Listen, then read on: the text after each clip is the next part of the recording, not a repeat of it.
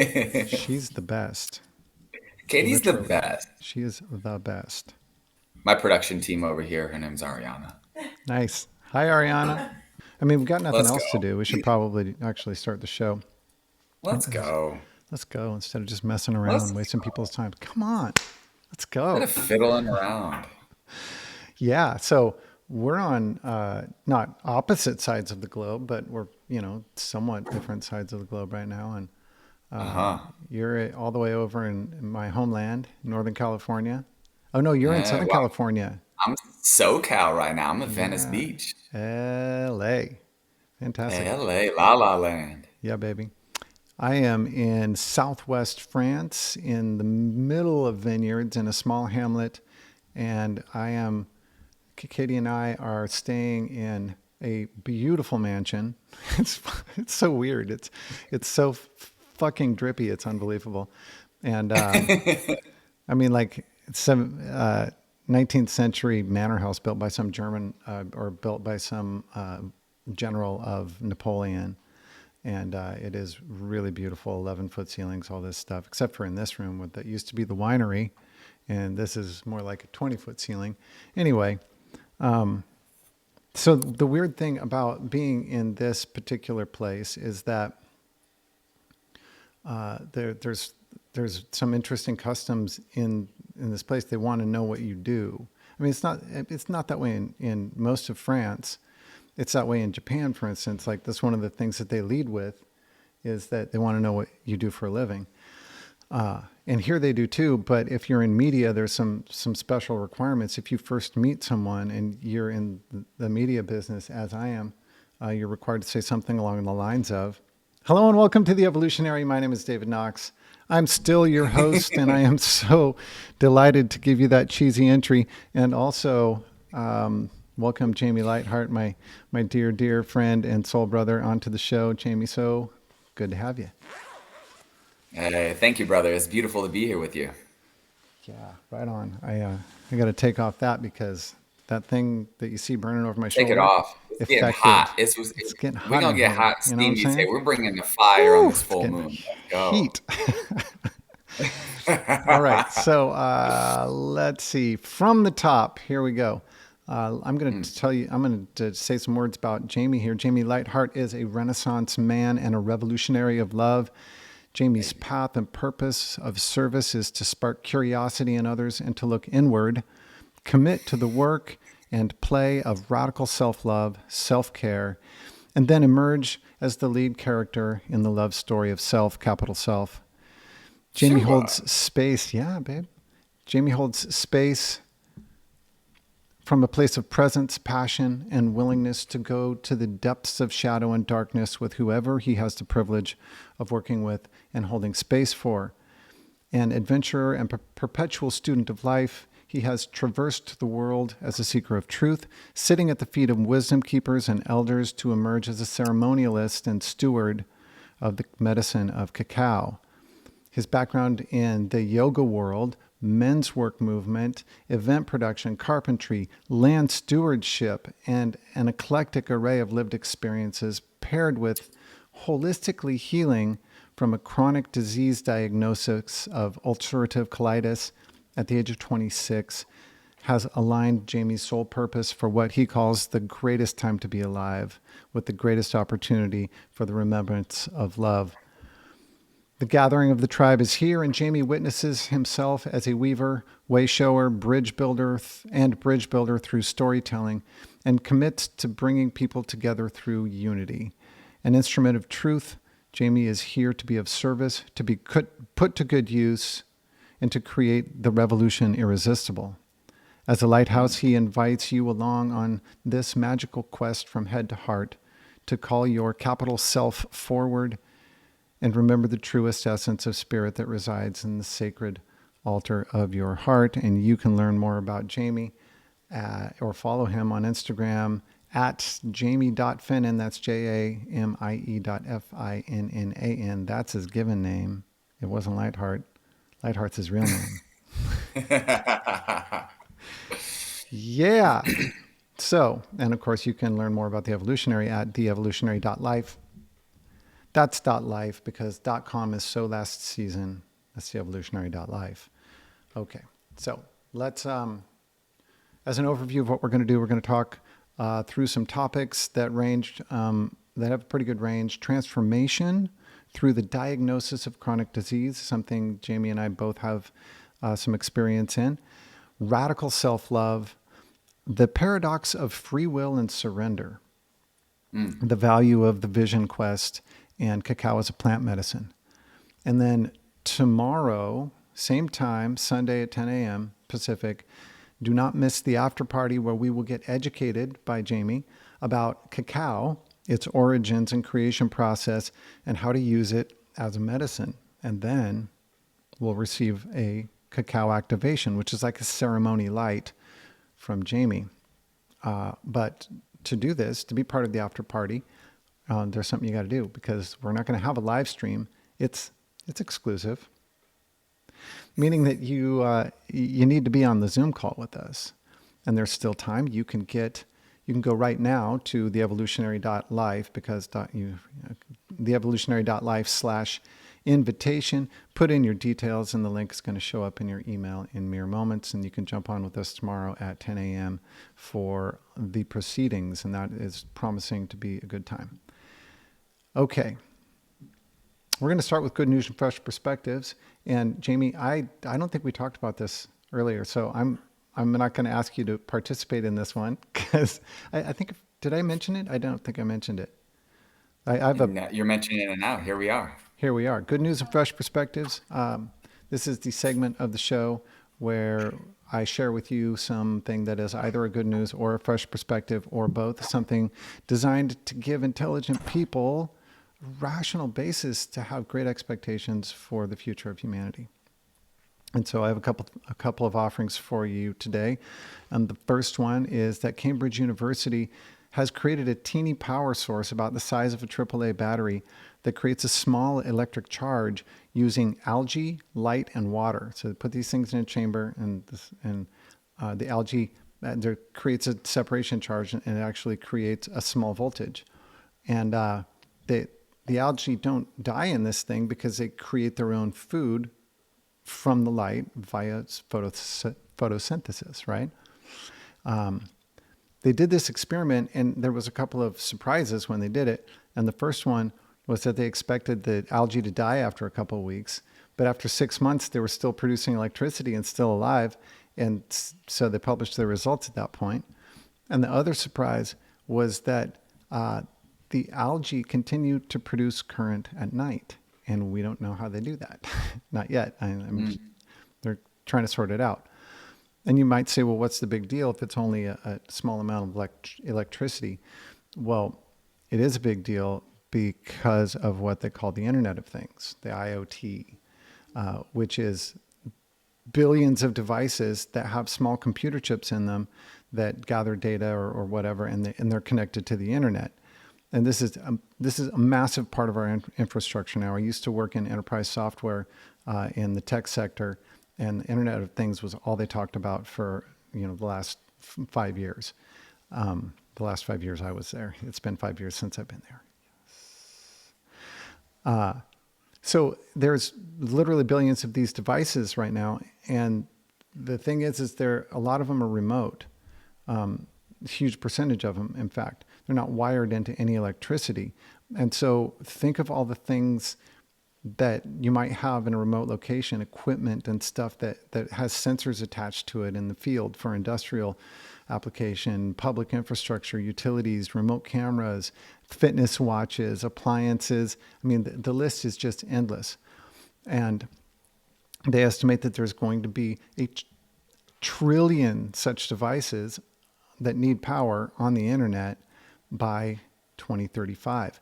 And that's more lithium than we have access to. So lithium batteries aren't going to do it. Regular batteries, that's so incredibly wasteful. And even little solar panels, the process to make those photovoltaic cells is pretty hard on the environment. And this stuff is basically, some plastic and some electrodes and water and algae. And so it has some potential there. So that's super exciting by itself. But the real reason that this news piqued my interest and gets me excited is because of a thing that I've only mentioned about 1,000 times on the show, and that is free clean energy. It's coming. It is. I mean, it's leaking through. That like the dam is about to break. It's going to happen. That we're going to have free clean energy, and I'm talking not renewable energy like solar and like wind. I'm talking way less invasive than that on the environment. Free clean energy is coming, and it's going to come through in a bunch of different ways at once. And 20 years from now, we're going to have zero need for conventional means of energy production at all, including wind, solar, wave, all that stuff. And it's going to be, there's going to be trillions of dollars of capital equipment that are stranded, just sitting there not doing anything. But we'll save the planet, and we'll also end a lot of the military conflicts on the planet by not having the need for the energy wars, because that's a real thing. All right, that's almost it. But real quick, the founder of Patagonia, the vest I was just wearing, his name is Yvon Chouinard, donated the entire company to help fight climate crisis. It's a $3 billion company that generates about $100 million a year in profit, and they have created a specially designed trust that will funnel the maximum amount of money to people who are actively working to save the planet. And that's good news. That is good news. That is good news. All right, one more word, and we're actually going to hear from Jamie. How about that? So I wanted to tell you why I have Jamie on the show, and we've been friends for a few years now, and every time we talk, Jamie, the conversation is rich and juicy and has a fair amount of pragmatism, mixed in with the poetry and rhetoric that tends to fall out of our faces.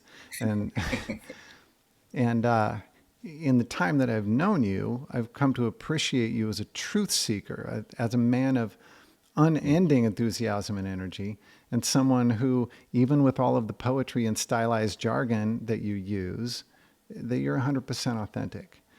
In other words, you're not fronting. Can I say that word anymore?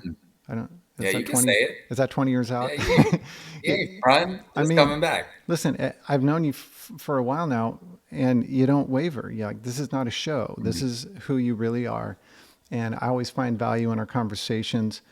But not only in the quality, not only in the actual content of our conversation, but in the quality of the energy exchanged in our time together.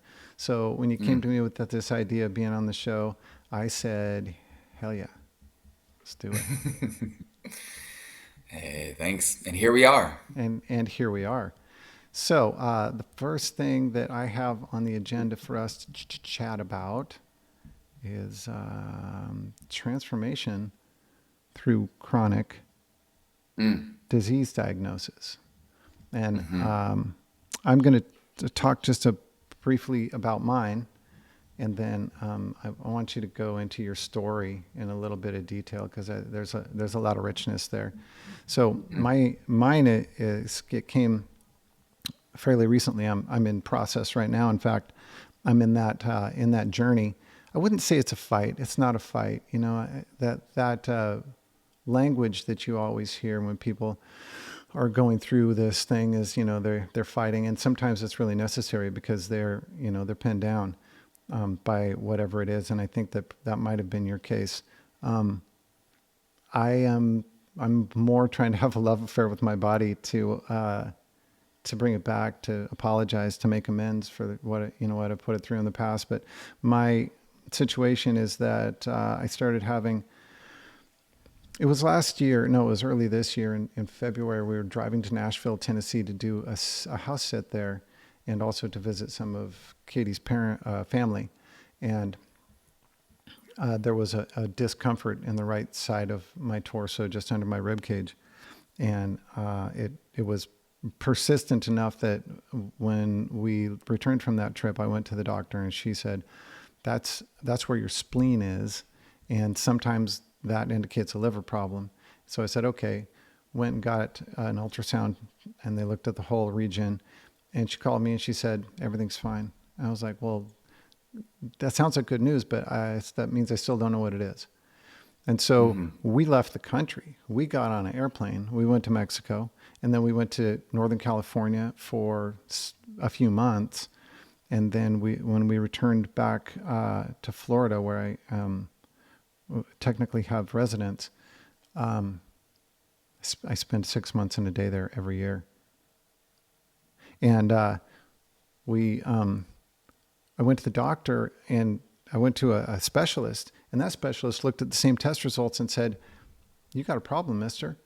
You have what we call portal hypertension that is basically based on the blood flow from the spleen and other places to the liver is being constricted, and it's causing a backup of fluid, and it's causing tension, which is making your spleen enlarged.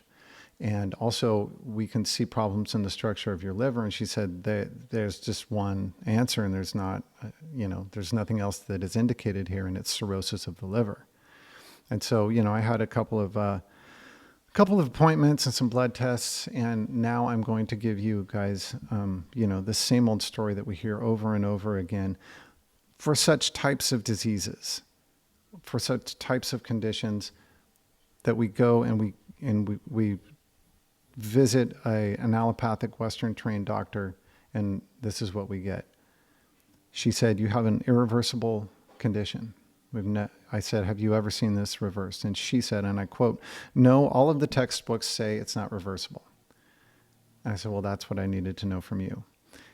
And she said, "Don't drink alcohol and take an iron supplement." End of treatment plan. That's it. Sent me packing. She said, "If it gets worse, we'll put you on a transplant list." Now, fortunately, I'm not in a situation where, there's 4 stages of liver disease. There's fatty liver, that's 1. There's fibrosis, that's 2. There's cirrhosis, which is advanced fibrosis, same thing. It's 3, but it's still working. That's where I am. And then there's stage 4, end stage, where things are shutting down and you're going to need a new liver. Anyway, so I walked out of there with that diagnosis, and have been through an interesting path since then.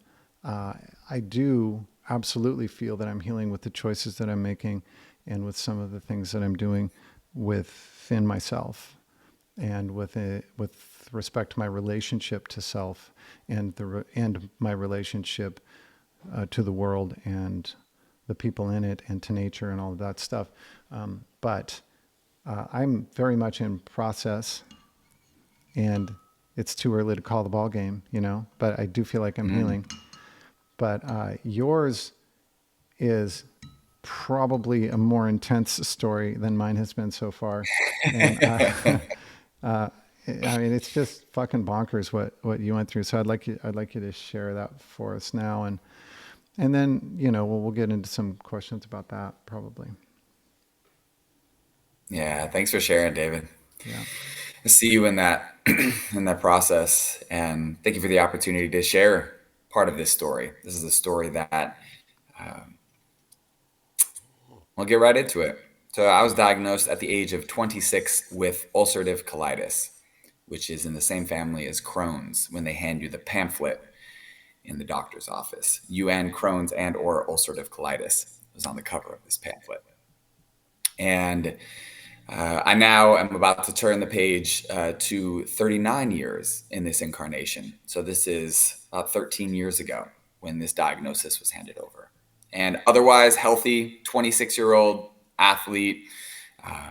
And with this diagnosis, I have now healed. And I do not associate with this diagnosis anymore. So as I share this story, there are many weavings that occurred on this path. And there are the pieces of this story that I've shared in length and in full, and there's pieces of the story that I've shared snippets with. And so thank you for the opportunity to share a wider breadth of this story to then whoever is listening and receives this message. The intention is to be curious, the what if, the intuitive piece. And so at the age of 26, I was diagnosed with ulcerative colitis. Leading up to the diagnosis, I was in and out of the hospital for about 3 months. Every test from here to the moon ran. CT scan, colonoscopy, blood work, stool samples, you name it, from here to the moon, and nothing could be identified. And so, as a preface to this, I had just had a really, my first really intense breakup when I lived in Chicago, and I left Chicago. I hit the West, planes, trains, automobiles, hitchhiking, you name it. I was cast across the Rockies and Oregon for the first time, California for the first time, Washington, and I had fully released Chicago and life in this Midwest. And then about 6 months into it, I started experiencing some not so great bathroom visits. And I was starting to go to the bathroom maybe 10 times a day, and then it increased to 15 and 20 times a day. My stool had blood in it. I was beginning to be extremely dehydrated and couldn't hydrate enough. And I knew that there was something not right. The world that I grew up in, I was like, oh, this is just something that'll pass, and I don't need to enroll anybody in it. Fast forward to Northern California, and I'm in a pup tent, my first time trimming weed, and I'm going to the bathroom 20 times a day. I'm now down to about 125 pounds, 120 pounds. But I had this big, gnarly beard, and I was traveling, going from place to place every other day or every week. And so there was nobody to really track me. I was entering new spaces. And then when I got to Southern California, where I'm at right now, there was a critical point where I was not well. Nobody really knew where I was. This is before Instagram. I wasn't really on social media. I wasn't keeping tabs on my family, and they weren't keeping tabs on me. And I returned back to Colorado, where I thought was going to be a home base, and it was really bad.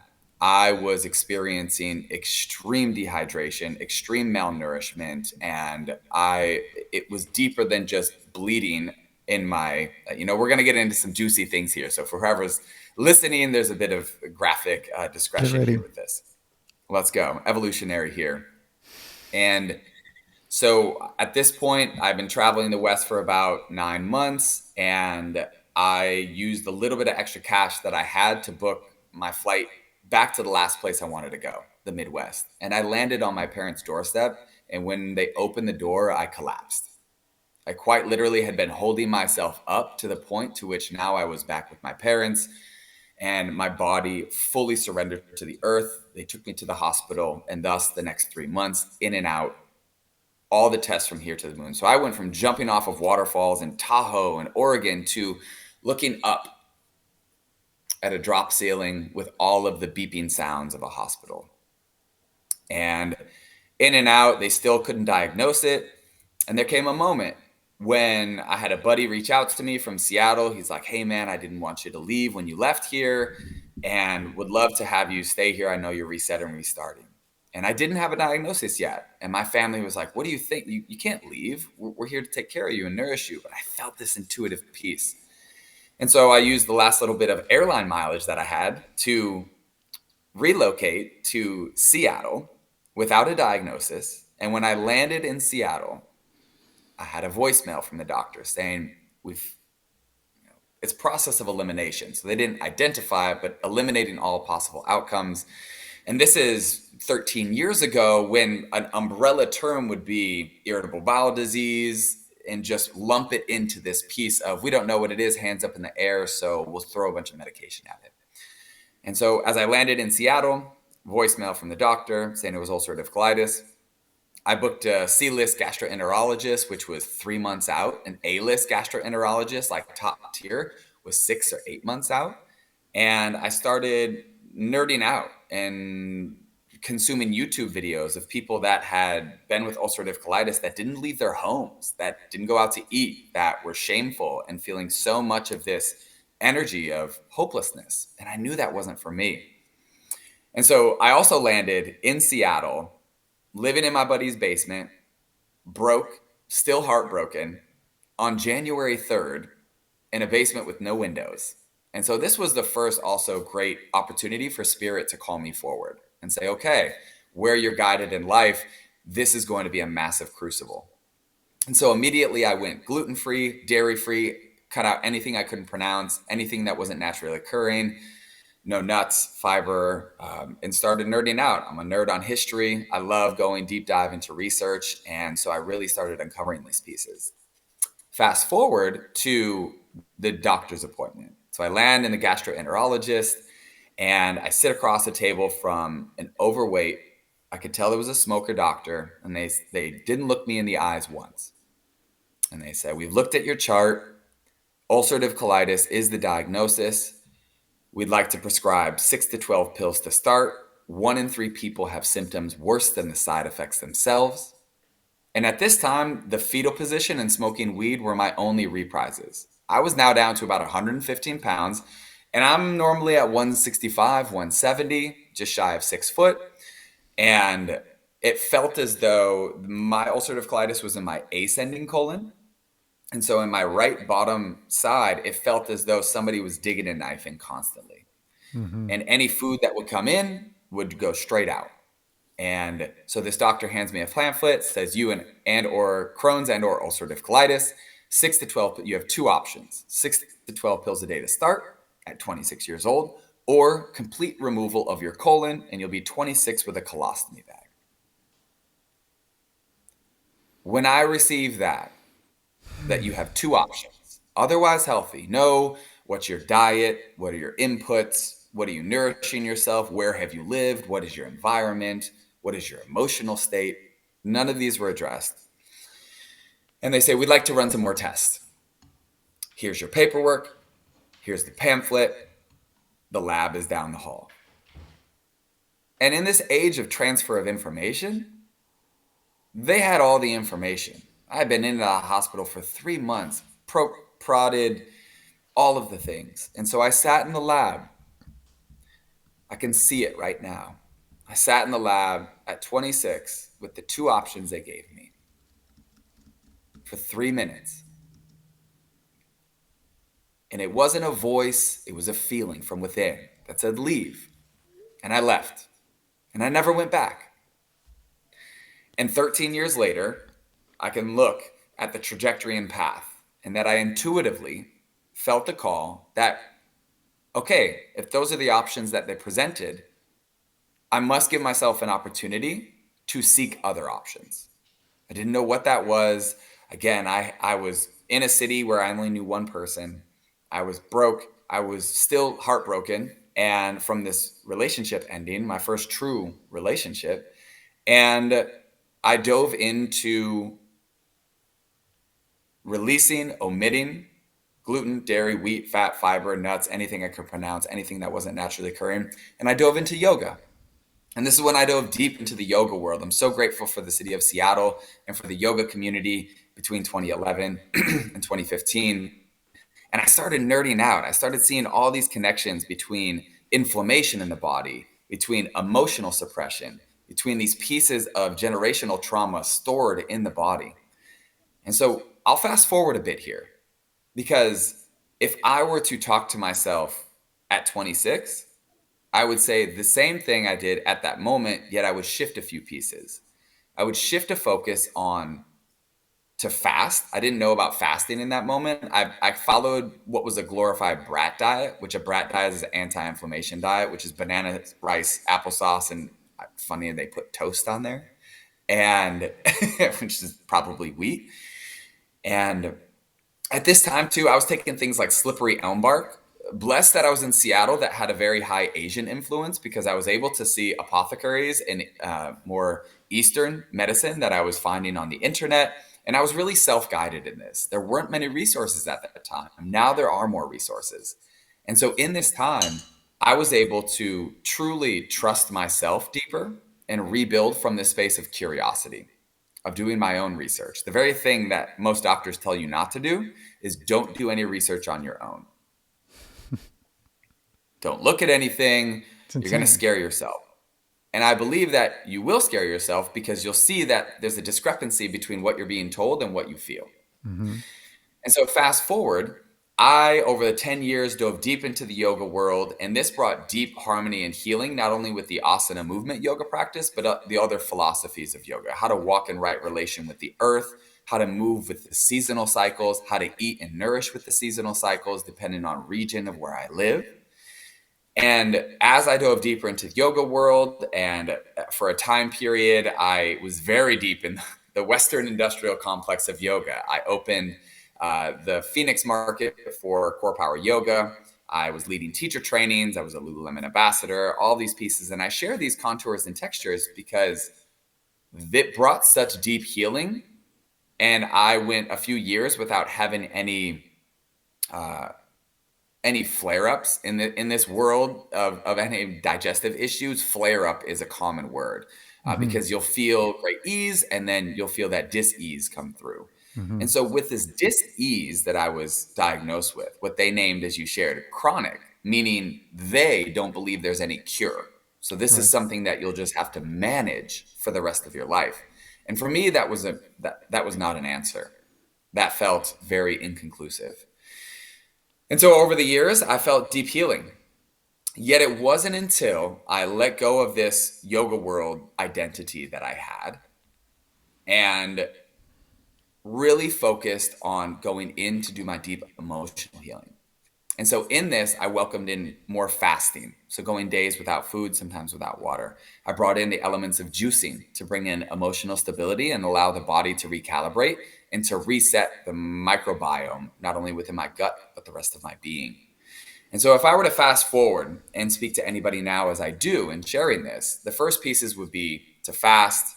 The pieces would be to find juicing or elimination diet. But the most important piece on this path that supported me in my healing, my previous partner, she didn't say it as eloquently as I'm about to share with you.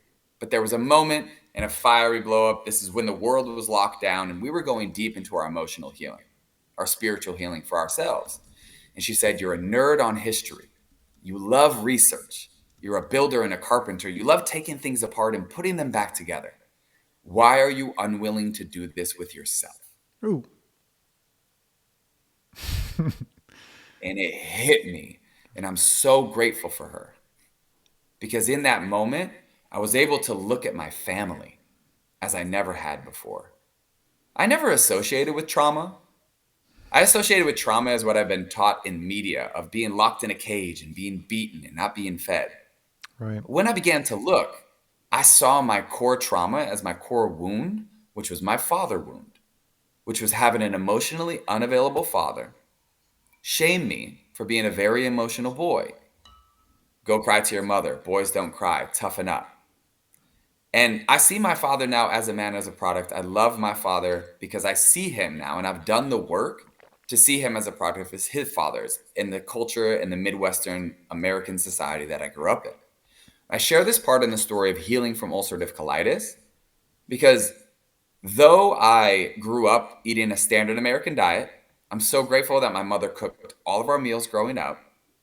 And this is no fault to anyone. This is the world I was birthed into. I love my path. Eating a standard American diet, inorganic food. I grew up in households of sunscreen, of Febreze, of all of these pieces that were infiltrating my natural harmonious state of being.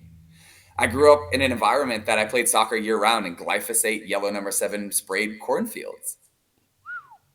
And these all exasperated what the core piece of why ulcerative colitis manifested, this dis-ease, this what they deem chronic disease in my digestive system, which was emotional suppression.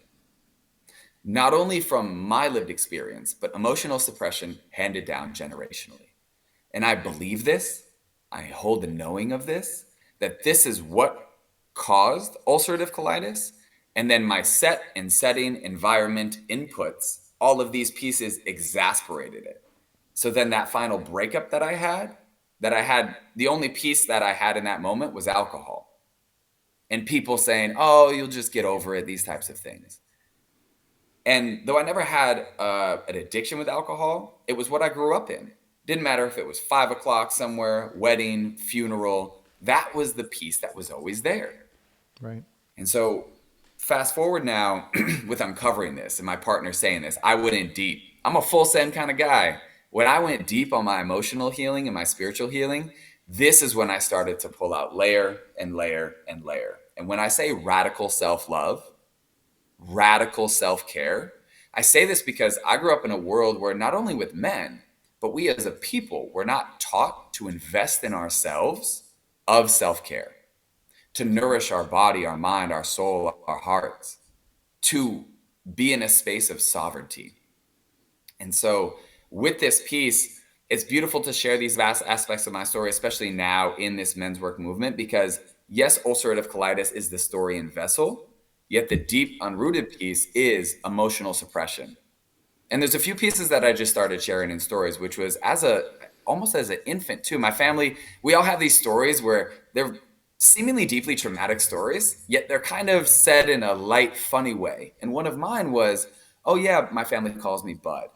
Oh yeah, Bud would hold his breath until he would turn blue and almost pass out as an infant into 1 and 2 years old. And so that was a way where I didn't know how to express my emotion. And there was another piece, which was even into teenage years. I would go to the bathroom, but I would cross my legs standing up and hold my poop in. And so these are manifestations of not being shared how to move the emotions. And as a highly emotional boy and now man, some of my deepest masculine work uncovered I'm deep in my feminine energy. And so in this, there was so much emotional suppression. It was just like condensing and pushing and pushing and pushing. And then poof, ulcerative colitis.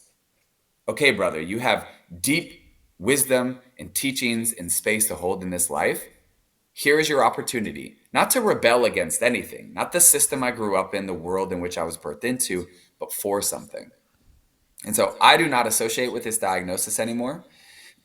I went down some really trippy realms. Again, so grateful for my former partner, Aubrey. She brought things like urine therapy and juicing and fasting. So there were times where I was fasting and then juicing and cycling my urine and taking urine enemas. And I remember the day when I was in the Columbia River Gorge, so grateful for my massive rebirth in the Columbia River Gorge, where, all right, we're just fully sharing here. So We're all friends. I would receive my urine therapy. And again, a disclaimer, if your inputs aren't clean, disadvised to embark upon urine therapy if there's pharmaceuticals involved, any of these pieces. So not only I was cycling my urine orally, but I was engaging in enemas. And so I would go on enemas and I was like, kind of nerding out. I go, okay, well, it's in my ascending colon. And so to get it from my descending colon, my transverse colon, and over there, Right. I would receive my urine through an enema. I would go into a headstand. I would put my legs into eagle twist. And I would stay there for about 5 minutes and allow that urine to get all the way to the ascending colon, hold it, and then release it. And at this point, I was walking with brotherhood. Dear brother Bryce, love you so much, brother. Thank you for opening up such a portal. So I had these reflections to be able to have spaces to speak these pieces into, and I was still very devoted to my own radical self-care process. And I'm eating extremely clean, and so this I remember viscerally where I could feel the last residue of this ulcerative colitis move through, and from there, it really was a rebuilding. I was completely cleared out. And fast forward now, the last few years have been the element of integration and then into expanse. So this is why now I share I do not associate with the diagnosis of ulcerative colitis anymore. Therefore, I do not believe, to bring this full spiral, that the diagnosis is chronic. And only in the last few years, I have a few doctor friends that only in the last few years, they send me journals from their once a year summits. And only now does it say nutrition and diet may have an influence in the diagnosis of ulcerative colitis. You think? And when I was first diagnosed, that wasn't there at all. Wow. Yeah, by definition, if you've healed, it's not chronic. And also, I just want to address this because I've done some things that most people would recoil at in the name of trying to be healthier. Because, the fact is I talk about being on that road trip to Nashville and having the first symptom that was really, persistent. But the fact is I've been saying since I was 38, 39 years old, I think there's something wrong with me. Just little things that are not enough to go to the doctor. And by the way, I wouldn't go to the doctor anyway because they'd just give me a fucking pill, right, to assuage the symptom and not actually find out what it was. And so I've done some things. that I've talked to people about, and they're like, whoa, coffee enemas and it's urine cycling. And the thing is people go, oh, that's fucking crazy. And I go, what's crazier? Trying everything that you can that is natural and has no side effects, by the way, except for coffee enemas make you feel great. Oh, stopping eating meat and dairy and gluten and wheat, and that's fucking crazy. I could never do it. Really, but you could get your fucking chest cranked open, your ribs sawed off with a power tool and open heart surgery, or be on a chemical that is probably damaging you for the rest of your life, because that's what they do with stuff. Or what's crazier, trying all of those things that you tried, or wearing a colostomy bag from the time you're 26 years old?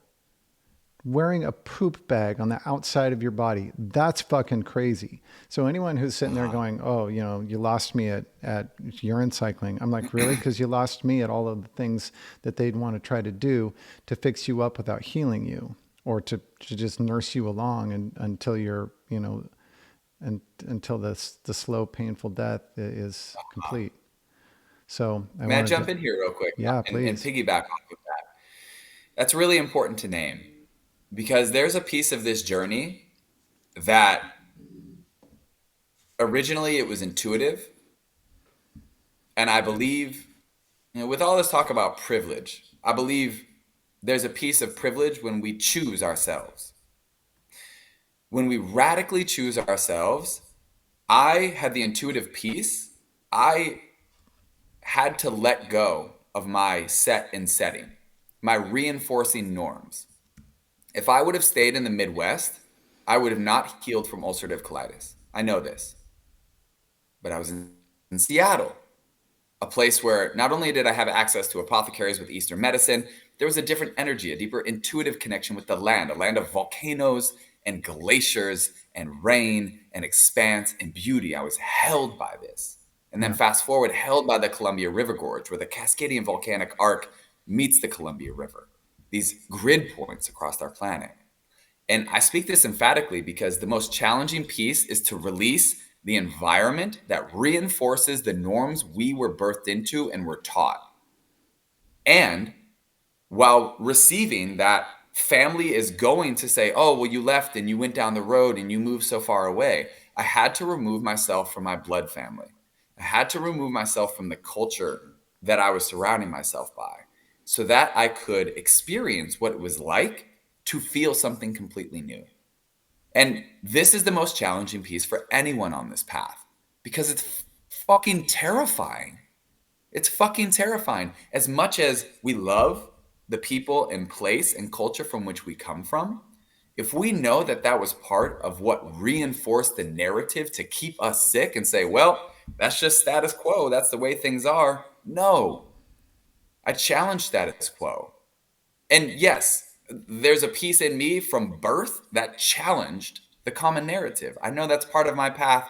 I know that's challenging for a lot of people. So if you're listening to this and you're like, wow, that's crazy. How many times I've heard, Jamie, you live an extreme life.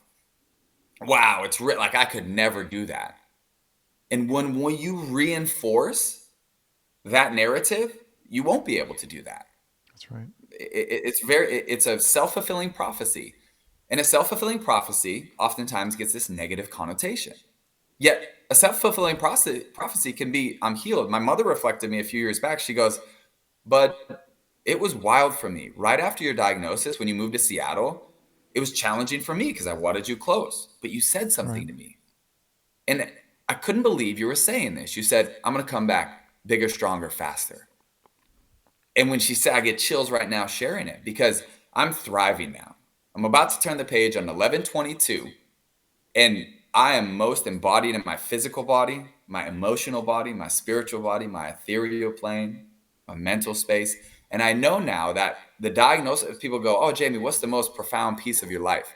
It was being diagnosed with ulcerative colitis, because it gave me the permission for self to let go of the people, the place, the lifestyle, the jobs, everything. I had to let go of everything, which meant I needed to relearn and remember how to grieve.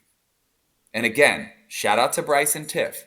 Without these two beautiful souls, I would not have had the tools to really catapult my ability to shed and let go. And we're under this Taurian full moon right now in Scorpio season, illuminating all the shadows for people. Everyone's in it. We're in a time where relationships of spousal and family and governments and place and production and organizations are all fracturing. And that's why I say it's the most beautiful time to be alive. And I even got a message from a dear mentor, one of my first. She said, how could you say it's magnificent time to be alive? And I see how she could see that where she's coming from. Totally. When I was sending messages out yesterday, like, oh, I would love for you to join us on the after party. And I felt it. I was like, who am I to say it's magnificent times? And it's because I've gone through my own crucibles. I've sent myself into the fire. And there are ways in which I'm privileged in some of these places. And with that, I made full use of it. And I speak this emphatically, and I love getting in stride because this is now we're in stride. At the beginning, I was like, okay, we're feeling each other out on this podcast. It's my first podcast, guys, so it's a really like beautiful, monumental moment. And with this, it truly is the courage to get radically honest with self. Because when we each get radically honest with ourselves, we know when it doesn't feel right. And we've been taught to forget since we were born. Oh, don't worry, a white coat will save you. Oh, the priest will save you. The government will save you. And we see now that has been illuminated for us to each remember. And it's really beautiful to be here with you, brother, to speak this, because hearing your story of the diagnosis, there was not one moment where you go, oh, hands up. Okay, I guess this is it. This is just my life. Just like when they were like, I'm 26 with a colostomy bag? How sexy is that going on dates? Excuse me, I need to empty my shit bag. And this is also to say, Western medicine is here. If I get in a car accident and I'm completely impaled, I want Western medicine. Totally. But there's other options. And so to bring this full spiral with this piece, I believe now that the emotional suppression of my the core father wound then created a mother wound.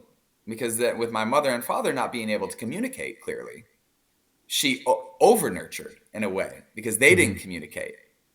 And my older sisters are identical twins. So there's all this piece about not being chosen that feeds into the mix too. And then my society. So this is generational. There's no blame to my mother or father or sisters. This was passed on to us. And then culturally. And so we as a collective now get to choose, and we get to heal together, and we get to open source all these pieces like the algae. We get to open source all of these pieces. And so if you're listening to this, you do have a choice, and you do have a moment to check in with your intuition and instinct and then bridge back to the mind. Yeah, that's beautiful. Thank you for sharing all that.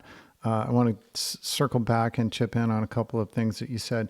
One is releasing the environment wherein you picked up the illness, and that, not everyone's going to be able to do that, right? So if you're listening to this and you have some scary diagnosis, and you have a family and you're rooted and stuff like that, you might not be able to do that.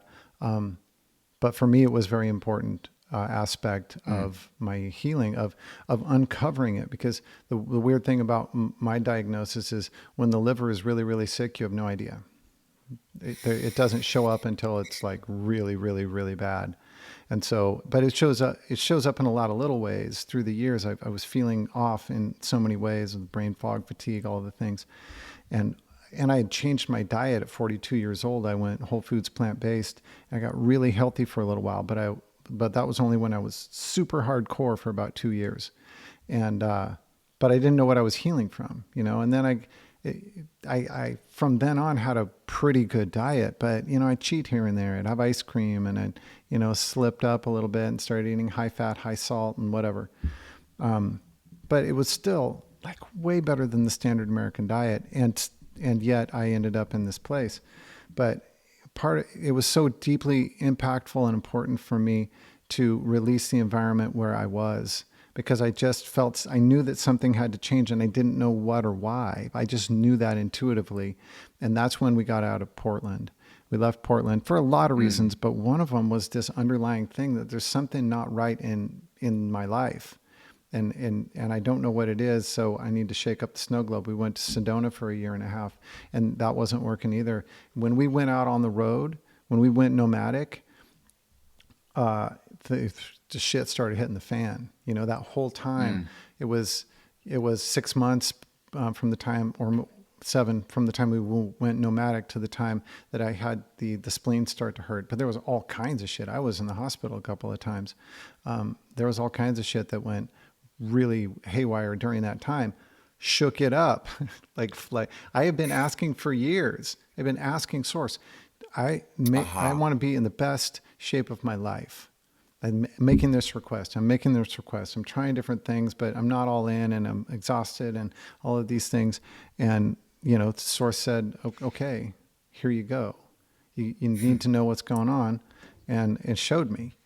And I needed that release. I needed that change of environment. I needed to shake things up in order for the real problem to come to the surface so that it could be addressed.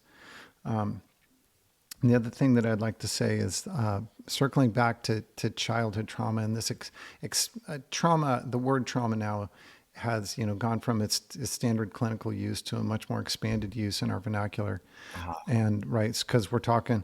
And I think it's really important and a good thing. Like at first I'd roll my eyes every time I heard the word trauma. Oh, it's triggering some wound, some trauma thing. And I'd be like, oh, you don't know what trauma is. You haven't had a landmine blow up your Hummer or whatever, or get beat by your father with a pipe wrench or whatever. Like and I grew up like this. I grew up saying, you know what? Yeah, I didn't have the greatest childhood, but I had friends that were beat or sexually molested or whatever. And so I don't have any space to talk.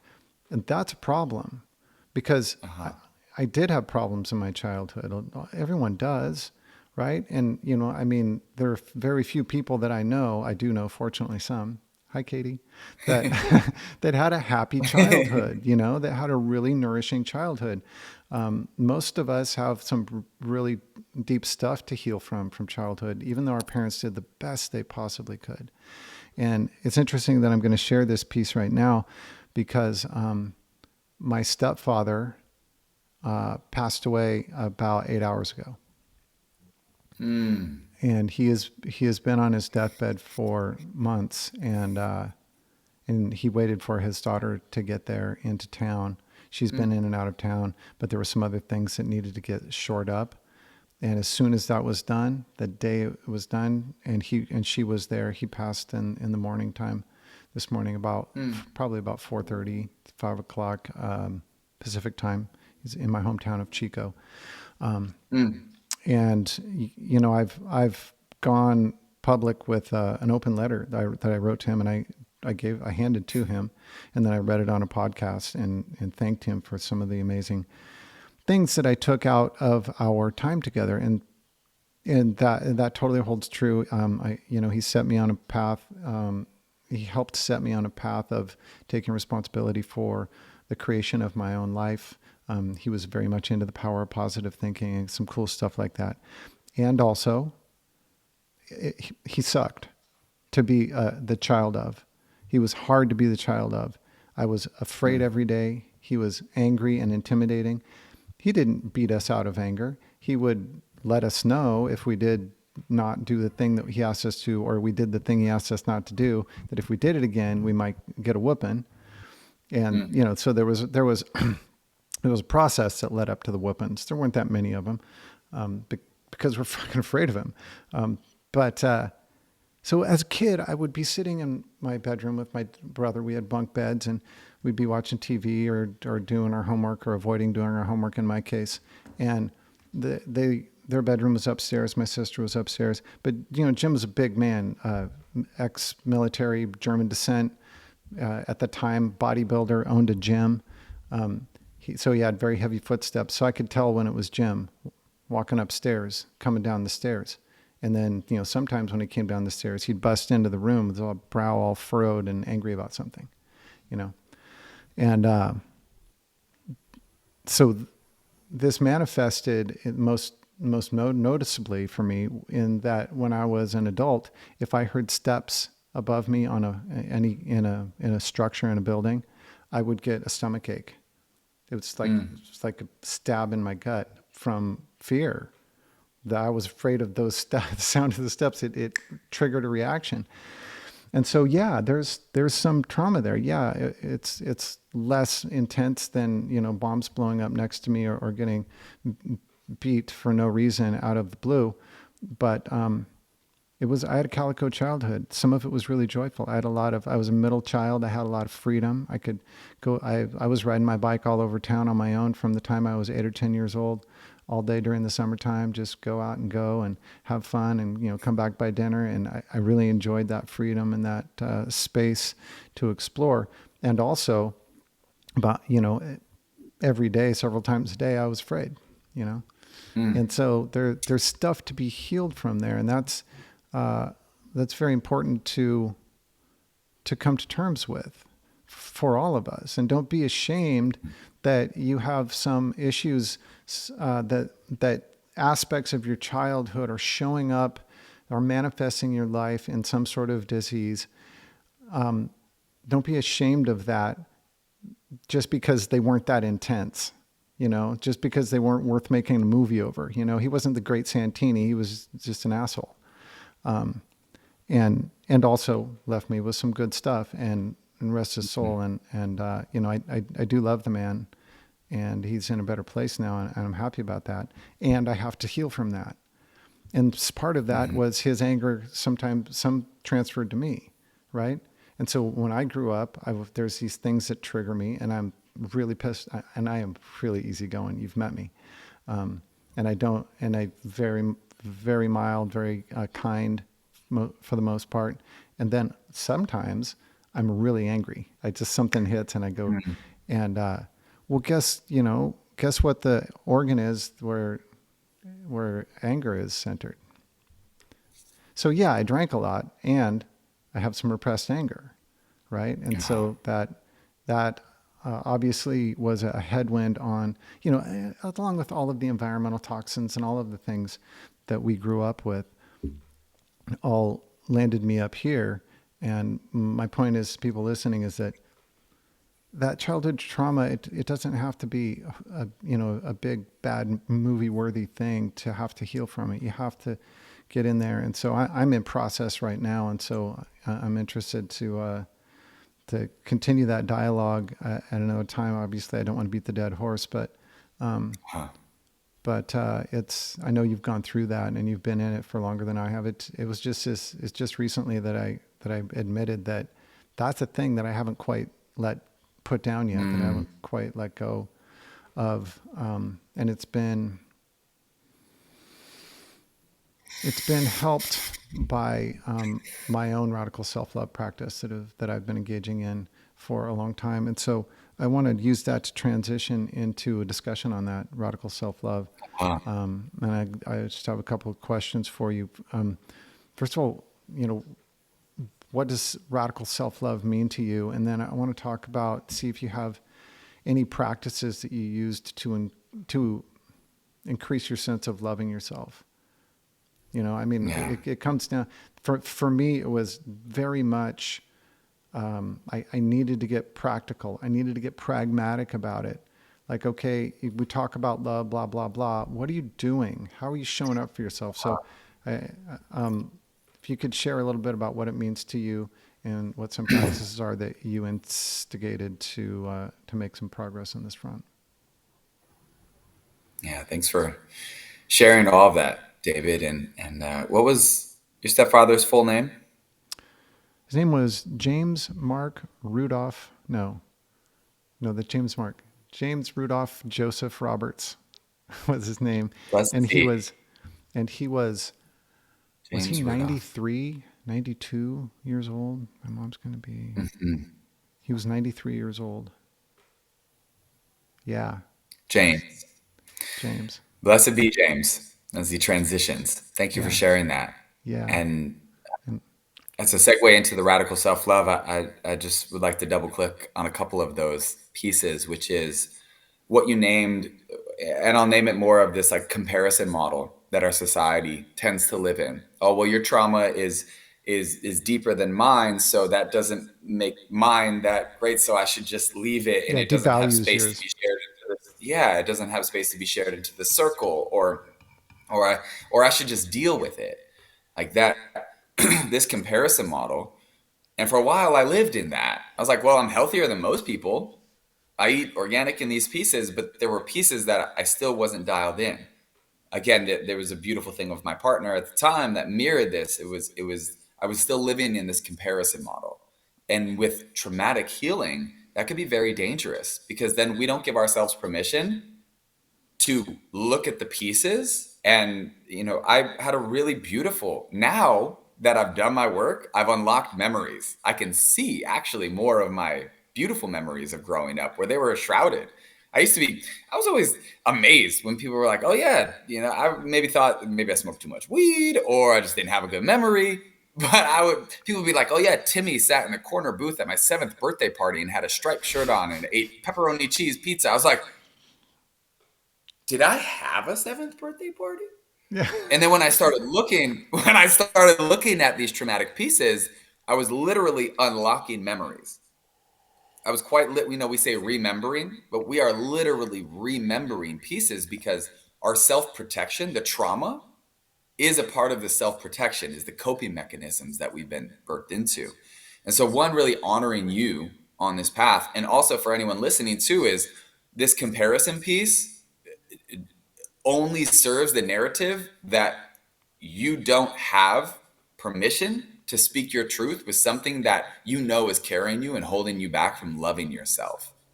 And so in that, this segue to radical self-love, and I just wanted to speak his name because even with what you named, he's still a being. He was still a baby at one point that was loved. He lived 93 years. And there's the footsteps that you are continuing to work with.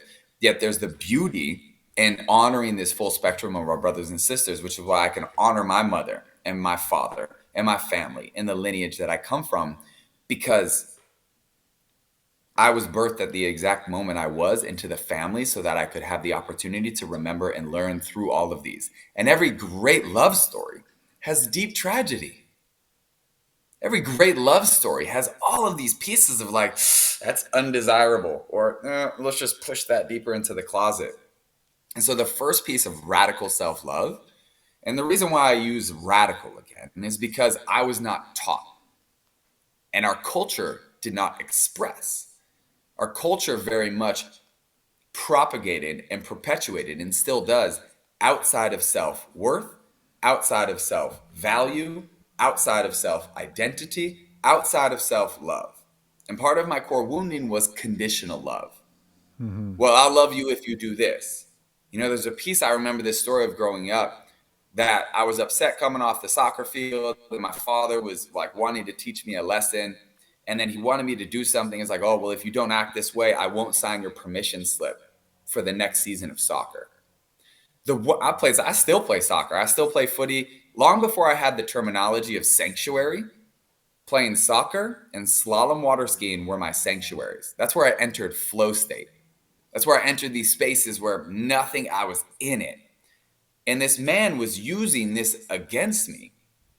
The thing that also was my family social circles. Now, again, no right or wrong. I've worked through this energy. I've healed it. And when I say I've healed my father wound, I've placed myself at the feet of my father. What would be my Everest? I was like, okay, if you're holding space for these brothers and you've healed this wound, what's my Everest?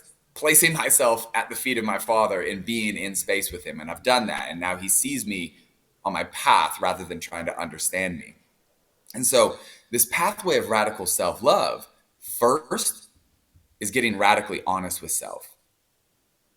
When I came across Brené Brown, so for those of you who are unaware of Brené Brown, she is a shame researcher and she is brilliant.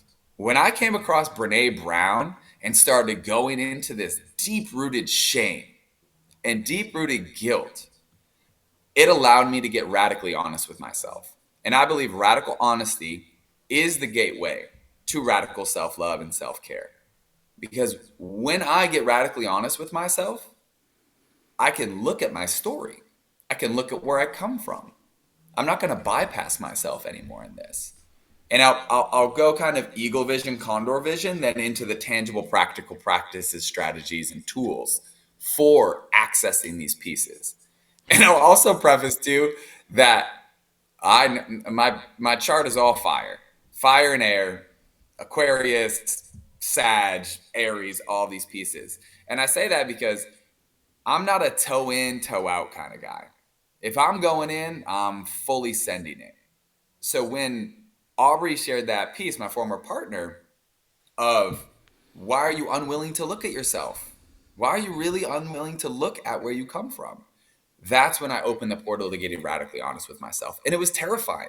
It was excruciating because I was seeing myself. And once I identified, and this is the other piece that I'll preface too with look at, I don't believe in the traditional sense of therapy that everything needs to be traced back to its root. I don't believe that everything in our story, we have to go to the source. I've found personally in holding space for others, sometimes that brings up so much other trauma that it's not necessary for our healing. Some things do, but not everything. And with that full send piece, once I gave myself to get radically honest with self, and I was using resources like people I'd found, like Brene Brown, and then listening to podcasts that brought other people into my field, I opened this portal that really allowed me to look clearly at myself. And so we hear this thing about trust. Oh, I don't trust you. I don't trust it. But most people don't trust themselves.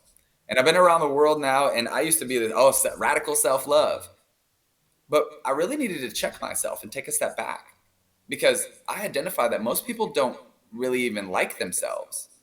And most people don't know themselves. And so this is piece of identifying with their job or with their spouse or with being a father or a mother or being an athlete, that when I got radically honest with myself, I saw how I identified as a yoga teacher, as a carpenter, as a builder, as an adventurer, as these pieces. But I didn't identify with self-love, even though there were parts of my life that I was identifying with that. And so when I got radically honest with myself, it allowed me to then deepen my trust with myself. And once I started to deepen my trust with myself, it gave me permission to lean into the places that were so uncomfortable, that were so like, oh no, that's for somebody else. That's, that doesn't, I love you reaching back. The piece of what was I unwilling to look at? We talk about shadow work. We talk about things being hidden. And when I started lifting all of the veils of our society, the world that I grew up in, the food systems, all that, and then I started doing that within myself, I really began to trust myself deeper. And so this illuminated the piece of one great opportunity. And to preface this, we live in a civilization of 8 billion people with a collective wound of craving to be seen. People so hungry to be heard and felt just for who they are, yet they don't really know how to be heard and to be seen. And so once I started to see myself, I needed to create discipline. Discipline in my daily ritual, my routines, discipline in the way I nourished myself was already underway. And so when I got radically honest with myself, it created discipline, which then is the gateway to devotion. And so radical self-love for me very much includes the dialogue that we're speaking to ourselves when anyone's watching and when no one's watching, because we are the narrative. We continue to create that dialogue, which is why I say become the lead character in the love story of self. Because oftentimes we're living in somebody else's story, somebody else's narrative. And yes, if we have children, mama bears, papa bears, these pieces, there is a piece where you sacrifice part of yourself for other. I'm not bypassing these pieces. But these are the pieces where radical self-love begins with radical self-care. So how we tend to our emotional, physical, mental, and spiritual bodies. And so in this, radical honesty, radical truth-telling with self opens the portal to trusting self, which on the journey from head to heart, the most treacherous journey any of us will ever go on. We live in a society where we've been trained and taught to live in our mind. We're given compensation of money, of things, of places, of people because of how we think. Yet we haven't prioritized how we feel. And so now we live in an age of Aquarius where, with the principles of women at the center to create the world not taught to us, we dive deep into our intuition and our instinct. For I believe everyone has a genius that only prescribes to their archetype that we find at the altar of the heart. And so there's some tangible pieces here. Like we could go into the poetry, and I feel myself already going into the poetry, but you asked for some tangible pieces as well. Yeah. And so for me, I had already been an adventurer, so surrounding myself in natural environment. Now, I've lived in some of the most beautiful places in the United States and elsewhere too. Spent a lot of time in Ecuador.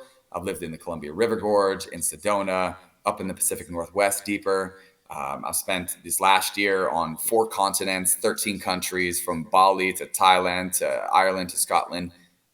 Being engaged with the natural world reminds us that we are a part of the natural world, and then brings us into perspective that we have been disconnected from that natural world.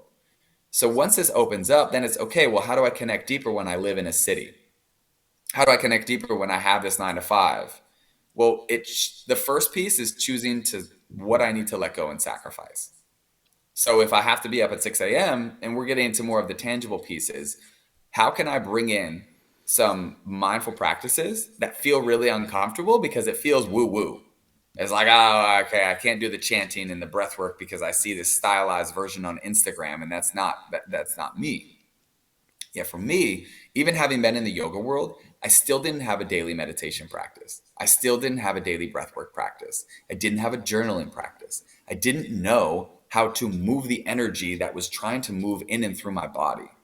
Disease is the stagnation of energy. And so the principles of self-care is to move energy at its most foundational piece. And so with this aspect, I was starting, it was, I had chosen to eliminate, I'll go a tangible story. My partner and I at the time, as the calendar turned from 2019 to 2020, we were in the Columbia River Gorge. We had landed sideways off a year on the road. We lived in Baja, Mexico, teaching yoga. And then we were down at Budokan training and teaching in Miami. Shout out to the Budokan crew. And we both chose to remove the obstacle of alcohol. We didn't have this addiction, but it was one of those things that we both intuitively chose to remove that. And then each of us in our own way, because we were already starting to part ways, like romantically in all these pieces, chose to dive into our own practices. So there, I started this like 30-day Deepak Chopra meditation Cool. journey. And each day meditated. And then over the months began to fold in all these practices that were coming in. So I would open with my mobility, doing my daily cars, this kin stretch, a little bit of yoga, breath work. And I began to fold in a little bit each day. But the most important piece was accountability with self. How was I being accountable with myself? Nobody else was going to hold me accountable. And so when I began to create this discipline, accountability was folded in, and one day turned into 2 weeks, turned into months, turned into years. And when I track it now, all I need to do is find my space. So if you have a home, carve out a corner of the room. Let everyone know in the family, this is the space where we can all come to pray or come to connect to spirit. These places, build an altar, any of these things. And this was the time that I also gave myself permission to reframe some language of praying, of connecting to spirit, of observing that there was realms and worlds that were unseen that could support me in this. And so with the practices, tools, and strategies, breathwork, massive. Breathwork allows us to move energy and also tap into what you named at the beginning of this podcast is an infinite energy source. That's our breath. It's always with us. Breathwork, opening the body, so many ways we can do that. Find something that you love to do to move. If it's dance, dance. If you like to ride a bike, ride a bike. If it's walking, walking. We live in an age too where everything seems so intense. Like, if I'm not really getting intense, it's not moving energy. Let it be soft and subtle. Some of the deepest wisdom teachings of Mama CACAO are the pieces of slowing down and feeling everything. Because when we each bring these practices in, we are going to feel so much that we've never felt before. And so it's not only access points, but it's also integration. So when we bring up these energies, it gives us an opportunity to move these energies, be with them, and then say, thank you for your teaching, mourn them, grieve them, and then let them go. And so I'd love to take a pause there to see if you have any now that we're talking about radical self-love and self-care, because a part of what we mirrored before is removing ourselves from all the reinforcing norms of the life we're trying to let go. And I agree, not everybody can move apartments and houses and locations and all these things. And you can fold these into a daily to live a lifestyle of love. You can fold them in piece by piece. And so I'd be curious right now with what I've shared, if you have a kind of a funnel in how you'd like to talk to about self-care, self-love, if you want to go through tangible practices or how that weaves into another piece that we'll discuss. I would like to share a little bit of my process with that I went through before I uprooted my whole life to shake up the snow globe, as it were. And then, you know, I do think that we're almost an hour and a half in. We'll probably have some other topics that we probably want to get to. But let me share this and ask you if you have, you know, just a nug. I mean, the process that I went through was pretty extensive, but I'll just share one piece that might be the most, that I think might be the most helpful, or at least that was the most impactful for me. And it has to do with trust and being seen. So, you know, you mentioned that the wound that people feel in our society so broadly is not being seen, and that they just want to be seen. And well, they don't, I mean, to really get down to the root cause of things, to start with, people want to be seen, but they don't see themselves. Aha. Right? There's a know thyself that is missing.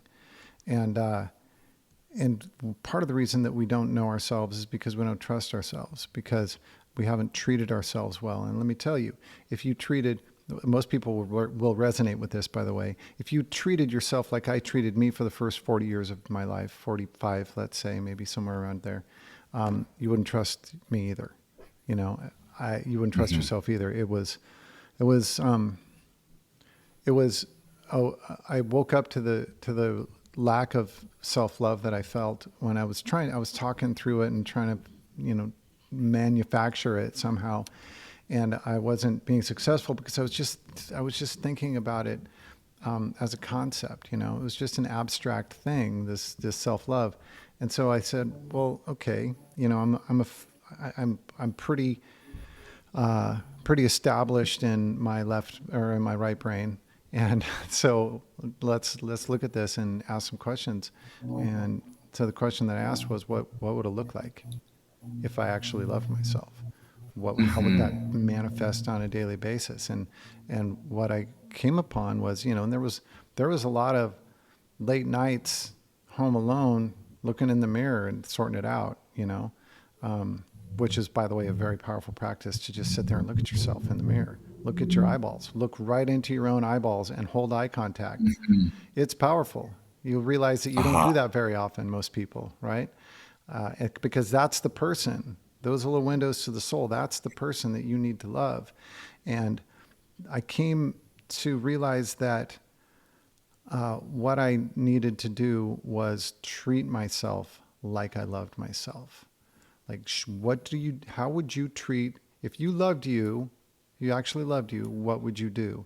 And it came down to, first of all, that voice, that critical voice that we all have gnawing at our fucking psyche, that's got to be dealt with. So the first thing I did was went into the boardroom, because we're a conglomeration of pieces of our identity, and like figured out what that part of me wants. Why is it being such a dick all the time? And because you can't fire them, they're there, right? You have to figure out what they're up to and why they're doing what they do, and make sure that the needs of that voice are going to be met so that it can tone down. But the thing that I had to be able to tell myself and mean it was that I forgive you for all of the stupid, horrible things you've done in your life to other people, to yourself especially, the way I've talked to myself all of these years, all of the things that I've done. I forgive you. Not only that, I forgive you for the stupid shit you're doing right now. And I forgive you in advance for everything that you're going to do that's stupid or is somehow damaging in some way in the future, because you're a human being and that's going to happen. And that means that I have your back. When nobody else in the world has your back, I am not going to Uh-huh. talk down to you. I am not going to rip you up. I will stop injuring you. I have your back no matter what. I mean, fuck. If you don't have your back, and most of us don't have our own back, like who does? Uh-huh. Like, and how can you adequately have someone else's back for real if you don't have your own? And this was such Uh-huh. a powerful realization that I just said this every night in the mirror. I just say, I love you no matter what. I love you more than anyone else on the earth because I have to spend more time with you than I have to spend with anyone else on earth. So let's start home. It's like this idea that Katie and I talk about that is foreign to a lot of couples, and that is that she should treat me and I should treat her better than anyone else on earth aside from ourselves because we spend the most time together, right? Like that's where you should put your kindness and your love and your tenderness and your cooperation and patience and all that stuff. So, starting at home and going, okay, this is how I'm going to treat myself from now on, and really trust that I'm going to treat myself. Build that trust through repetition of treating myself well. And so that was the Hmm. beginning of it, and it's been extremely fruitful. It's probably been 7, 8 years since that happened. And there's I mean, it's an ongoing process, but it was extremely Huh. fruitful. So with that, um, what would you offer as a nug, as the single most impactful thing that you could say to someone who's working on their self-love? Be kind to yourself during this process. Give yourself the permission to be graceful and compassionate with all of the pieces that you're looking at yourself. I was just connecting with a dear sister here this morning of recognizing patterns. There's a bit of an echo there. That's okay. Recognizing patterns that may have been recent or through one's whole lifetime, and giving ourselves permission to forgive ourselves and to walk lightly with ourselves on that. Because we are with ourselves all the time. And we truly cannot love another or support another or have someone else's back if we don't have ours first. And when someone comes to the awareness that they haven't had their own back, it's enough to just be aware of it first without knowing what to do with it. To just be with it and say, oh, I forgive you. I had to go back and speak to the 5-year-old boy and 10-year-old boy and 15-year-old boy and say, it wasn't you. And there was no finger point at anyone else. And you felt exactly how you felt. And I'm so grateful that you brought the word forgiveness in, because that is one of the most powerful energies on this path of self-reclamation, of sovereignty, because then it doesn't point the finger at anyone else and it doesn't point the finger at self. It wraps ourselves in a hug and we say, these are what my boundaries are. These are what my agreements are. This is how I need to be shown up with. And I need to create those boundaries and agreements within myself first and then enroll others in that. Yeah. And I was not taught how to do that. I had to reparent and relearn how to do this. And so the piece of forgiveness is so powerful because we can create any narrative we want in our mind. Yet the heart is always going to say, come back to the heart. Forgive yourself. You only knew what you knew in that moment. And now you can act in a way of right relation, of truly honoring yourself. Because we all know what it feels like when we dishonor ourselves. We've all had this lived experience where it's like, that didn't really feel right. And rather than compounding with shame and guilt and, oh, see, there you did it again, man, bro, you did it again. Look at you. You're just a piece of shit. See, everything these people are saying is exactly true. No. Say, I love you, brother. And you look in the mirror. It's so powerful what you shared. If we all look in the mirror, and whoever is listening, go in the mirror after this show. Look in the mirror. See how shifty the eyes are. They want to look away. And that's yourself. Can we see ourselves? Can we say, oh, I love you. I love the masculine energy through you. I love the feminine energy in you. I love the divine feminine. I love all of the perceived flaws because that's what makes you you. I love the way you've stumbled and fall. I love the way you've climbed those mountains. I love the way you've taken those leaps of faith and risked everything. And when you fell on your face, you picked yourself up and went, wow, I really went for it, huh? Not, see, I told you you shouldn't have jumped. No, that's the old way. The new way is walking in grace, walking in compassion. And to be very clear, this isn't bypassing the responsibility we must take for ourselves. To say, I said something that hurt myself, and I said something that hurt someone else's feelings. So it's very important in this age, one of my, and I hold myself accountable. So accountability also is a partnership with discernment. Where's this energy coming from? Why am I speaking to myself this way? Was it a learned trait? Did I pick it up? Am I self-sabotaging? Oh, I'm self-sabotaging again because I don't believe I'm worthy to receive love. Therefore, I'm not going to give it to myself. And we are all, our divine birthright, incarnated in form, is to love ourselves. And in the beginning process, some of that needs to be selfish. We need to devote time and energy and resources to create space. And when we create a safe space for ourselves, this is a great point. The only reason in this age of saying, oh, we create safe spaces, we create safe spaces to take massive risks, to say the things and feel the things we've been told have no place. Oh, your emotions have no place. Your feelings have no place. That age is over. And I'm coming off of this, bringing 10 men into the wilderness, into back-to-back-to-back sweat lodges with a dear elder of mine now. And one of the first breakthroughs that these men have that are brilliant in the mind, they've created multinational corporations and a massive wealth of finances and have thousands. When they say the following, it's the most powerful piece. I didn't know it was okay for me to love myself.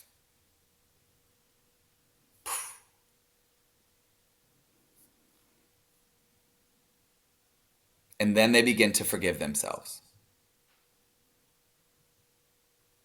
It's a long journey. It can be a long journey. Yeah, I've been to the Amazon. The most treacherous journey is the journey from head to heart. I've been in some wilderness. And whoever's listening, y'all probably been in the most treacherous, longest journey, quest one will ever go on is the journey from head to heart. It's like, oh, it's not that far. No, it's very far. And it's dense. And it's full of wild beasts that we have created or that have been passed on to us generationally or ancestrally, whatever your belief systems are. There are pieces of residue that are your responsibility, and there's some that are not. Yet the only responsibility now is to choose to release them and create space. Yeah. Yeah, that's beautiful. I love that you brought up the men's work at this time because I want to shift over and talk about that a little bit. We're in this era where men's work has become somewhat fashionable. It's certainly on the rise. And I think that part of that is kind of a backlash to the backlash against the patriarchy, right? So we've been waking up for the last 20, 30 years, whatever, how long it's been, to the fact that we live in a patriarchy. And that hasn't gone. I mean, some things have been good about it. Certainly life is easier than it was for our ancestors and our ancestors' ancestors. But, we live in a world that still has a lot of violence and a lot of ecological destruction and repression of, people that are outside of the majority and so forth. Part of the backlash of that is that, maybe unintended consequence, I don't know, is that men don't feel like they can be men. Is that especially if one is, let's say, white, cisgendered, especially if they're heterosexual too, and what if they make some money? What if they're doing all right financially? Then they could feel ostracized by this movement coming out of the left. And by the way, I've been a pretty damn drippy liberal all of my life. I do have some issues with some of the extreme liberalism coming out and some of the unintended consequences of that. But I have been told myself that my opinion doesn't matter on things like diversity, equity, and inclusion because of my status in those ways. And incidentally, told by white women. Yeah, you can imagine that might have happened in Portland, Oregon a few times, and California. And so I think men feel disenfranchised oftentimes, and that's in the background, and at the same time, part of the lineage that we have inherited is that the ridiculous male thing where you don't show your feelings, you toughen up, you sort things out logically, all of the things that we associate with being masculine in our society. If you isolate those by themselves and you don't have any connection with heart, you don't have any support systems, you don't have any avenue for getting in touch with and releasing your emotions, then that is just a recipe for disaster. And so I think that the men's work is really important. And I'd like you to talk about, because you've been deep in it for a bit, I'd like to to talk about how you got into the work, what the work looks like, and what's some of the most powerful stuff that comes out of it. And by the way, just time check. We'll probably Yeah. wrap up in about 20 minutes. So we have this and Beautiful. maybe another topic. So we'll spend 10 minutes on this maybe. Lovely.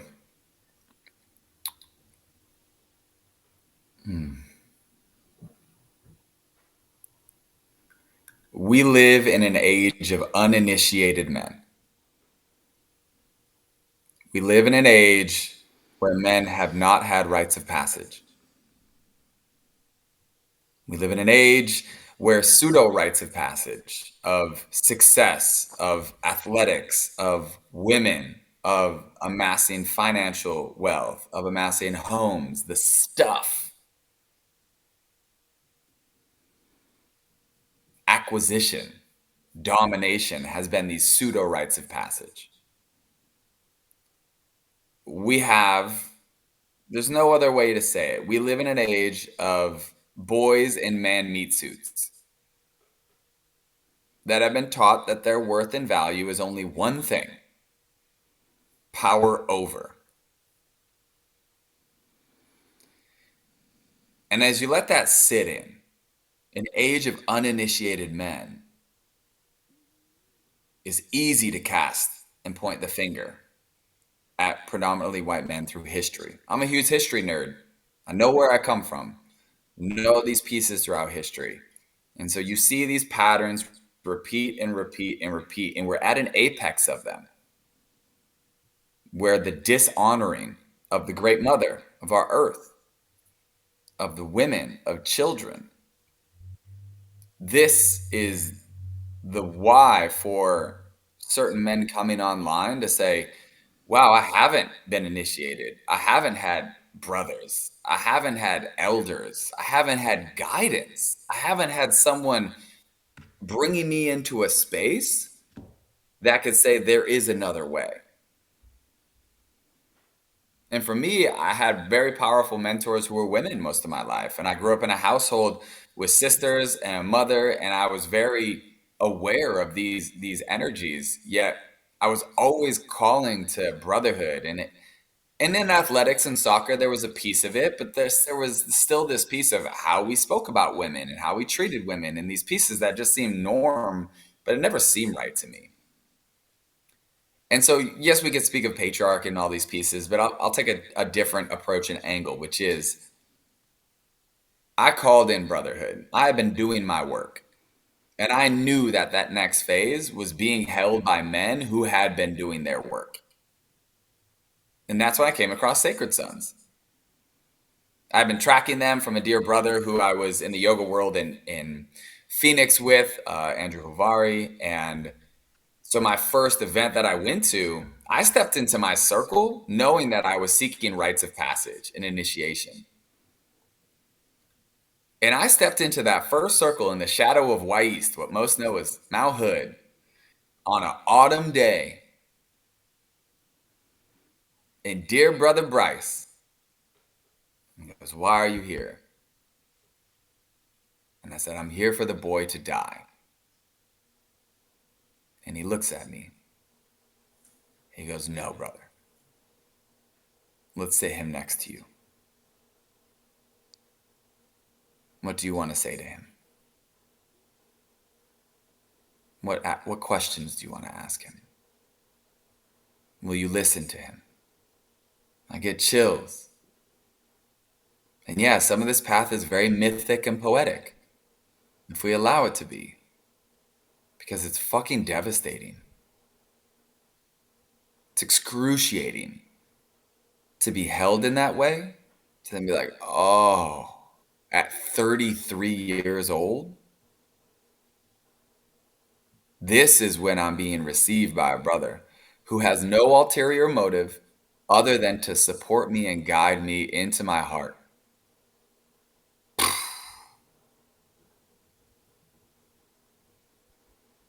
This is a part of the initiatory process so that we can honor the boy within, so that this boy doesn't lead and just, oh, look at me, takes it to a partner. Hey, partner, I created a statue of me out of gold for you. Isn't it so great? No, to see self and then to see other. And so fast forward now, when I started getting into the yoga world, what you named, it's a beautiful piece to see people, the things that brought them into healing and coherence with self and deeper in self-love. Of course, it's human nature to then turn around and want to facilitate that for other people. You want to be a yoga teacher. You want to be a Reiki healer. You want to be a sound bather. You want to be a men's facilitator. But there's some of this process that it's enough just to heal and align and then go live your life. And so we live in this age of facilitation for other that we must be very discerning of who we allow ourselves to open up to as well. Yes. And with this, in the men's movement, we're at a very critical point in the revolution as a whole, where it could go any trajectory. We could slide down one slope and just be in a collective despair. Or we could ski off that other slope and be like, oh, I believe we're past an age of hope. I believe we're in an age of deep prayer, of being very intentional and impeccable with what we're calling in and what we're releasing. And in this men's movement, I've found deep brotherhood through Sacred Sons, through others. And we speak of the piece of confrontation. And for most people, they think of confrontation as anger, of fighting, of discourse. And when we say confrontation in the men's work field, I'm acting as a mirror for this brother to confront himself. Just like you named of looking in the mirror, that's confronting. Oh, I'm seeing myself.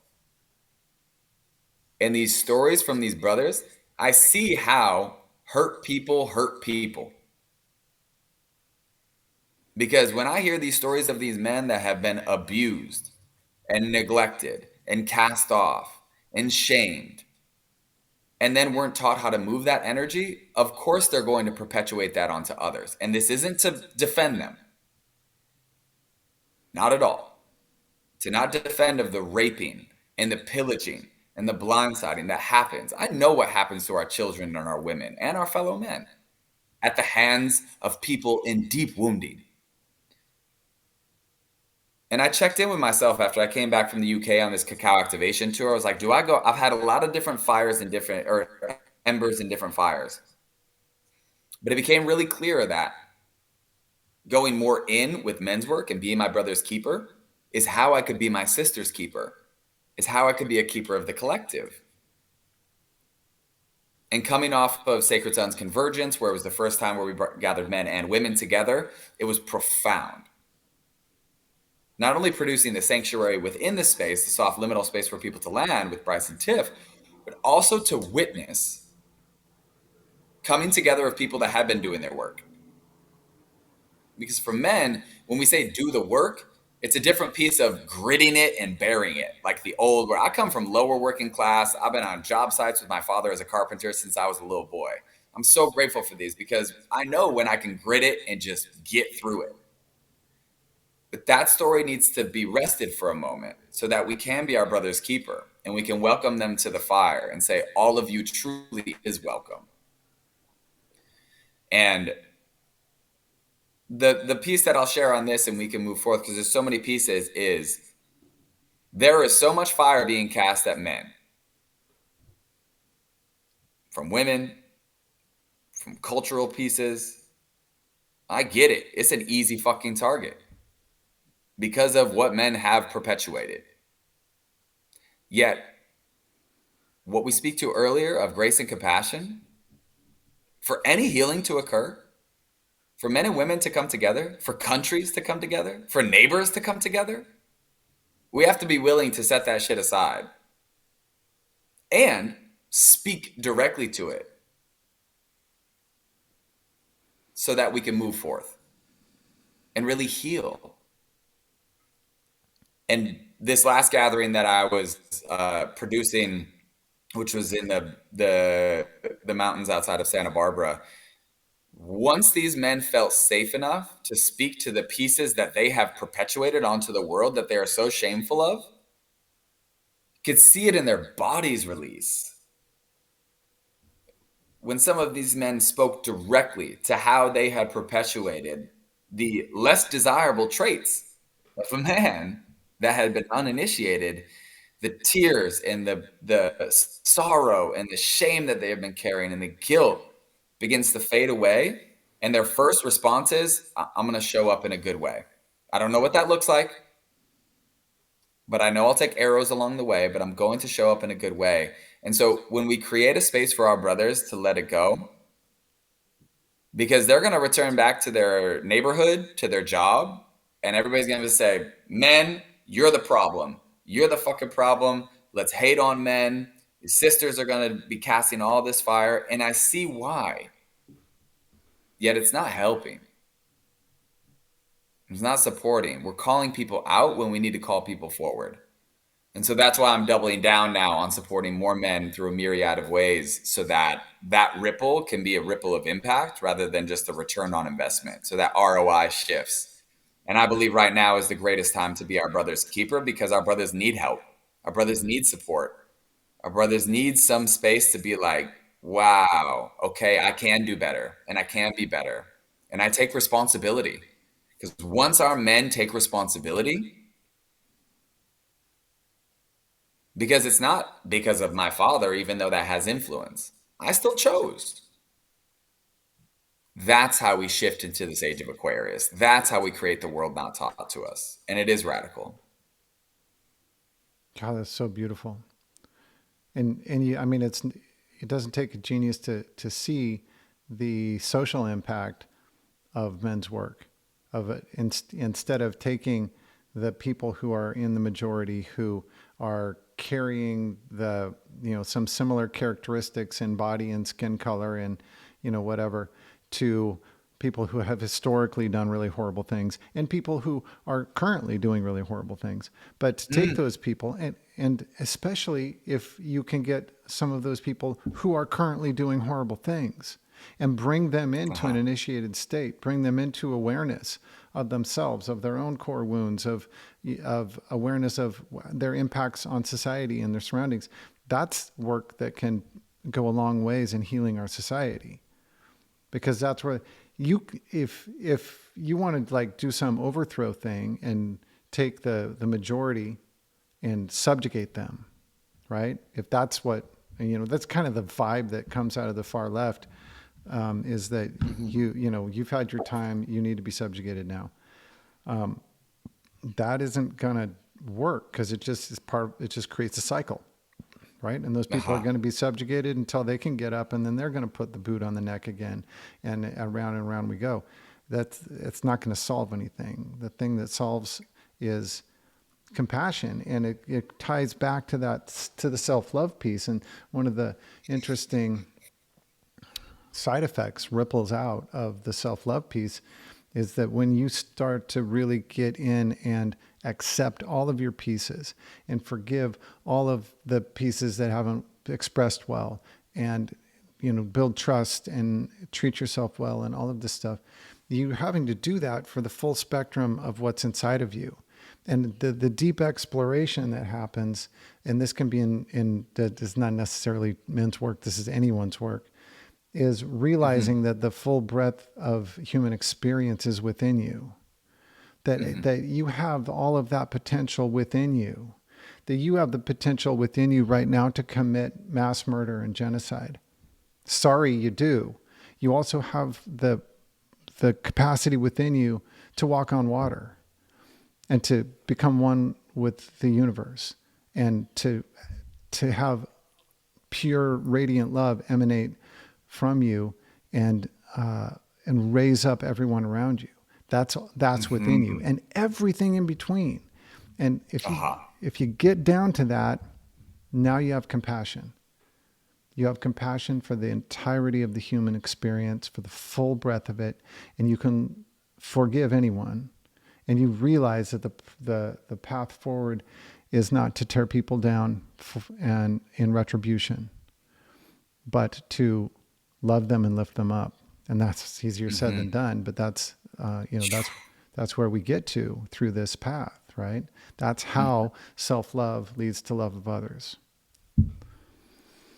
It is. And that's to echo that piece. That's why the most radical act any of us can embark upon is radical self-love and self-care. Because once we tap in to trusting ourselves and to our intuition and instinct, we will choose better.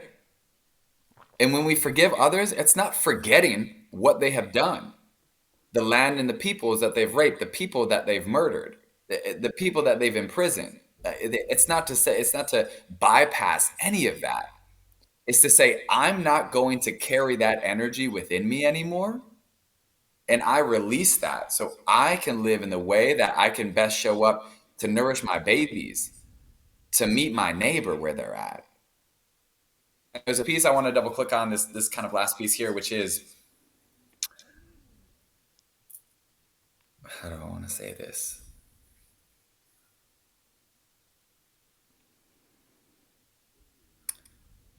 I've shifted my trajectory with which men I'm serving and gotten out of my own way to serve more of these men that, just name it, are more of the business realm, do have more money. For a long time, I was like, no, I'm salt to the earth. Which I'm still going to serve. This is kind of my Robin Hood model as well. And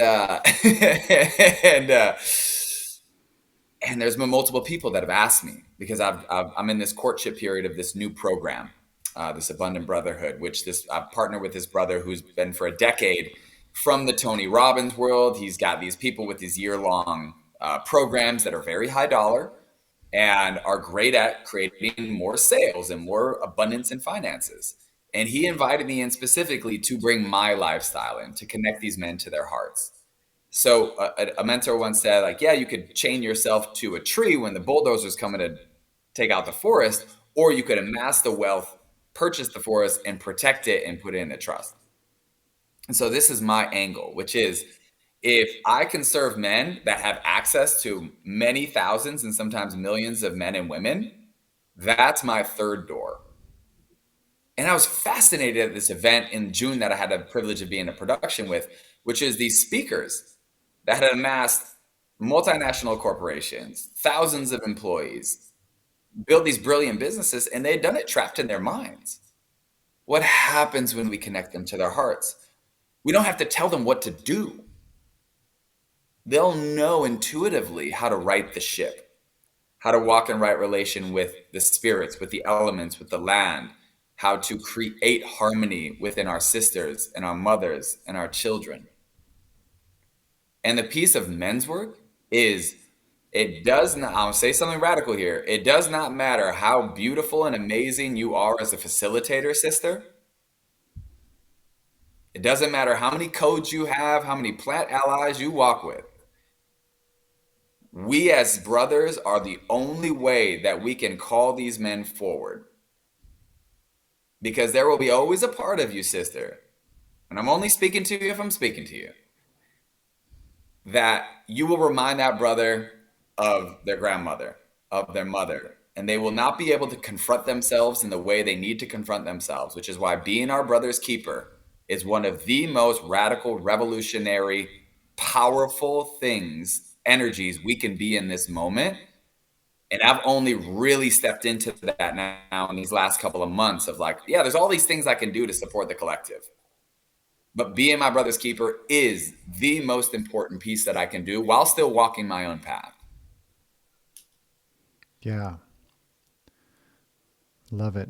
Thank you for that. That's beautiful and powerful. And we've got one more thing that I want to talk about. And that is just a quick little preview of CACAO. And CACAO, of And course, Mama CACAO.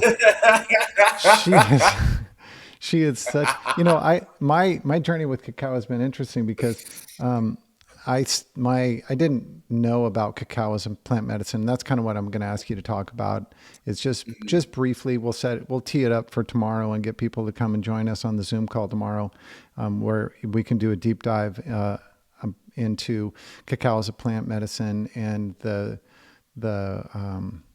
concept of ceremony and how to use it, how to use ceremony, just as ceremony, any kind of ceremony, but also cacao specifically. But I was introduced to cacao. I didn't know of it as a plant medicine. I knew it as another name for chocolate. And I just kind of suspected that it was another name for chocolate. I didn't know. I just heard it. I lived in Portland. You can't not hear it at some point. And a friend of mine, he invited me over to a cacao ceremony at someone's house that was a third party house. And so it was a snowy day. It was January. It's early January, I think. I think that's right. And so we were just like, okay. And we got in the car and we went over there, sliding around. Good thing we had all-wheel drive, and went over to 52nd, and into the house of Tiffany and Bryce. And that was a fateful day because my friend who invited me over, he had just met them once or twice. He was going because a friend of his was doing the cacao ceremony. Tiff and Bryce weren't there yet. And so that it was early in their courtship, I guess, of cacao. And so cacao, first of all, introduced me to some of my best friends, Tiff and Bryce, some of my favorite people on this planet. And, some of the most wise and loving and kind and fun and all of the things. And all the things. And then also my first experience with cacao in a ceremonial setting. And, since then I've been able to do it quite a bit. By the way, I've not been in ceremony with you in the full blown sense. We've had, little pseudo ceremonies here and there. There's been one time. What was that? Bryce and Tiff's wedding.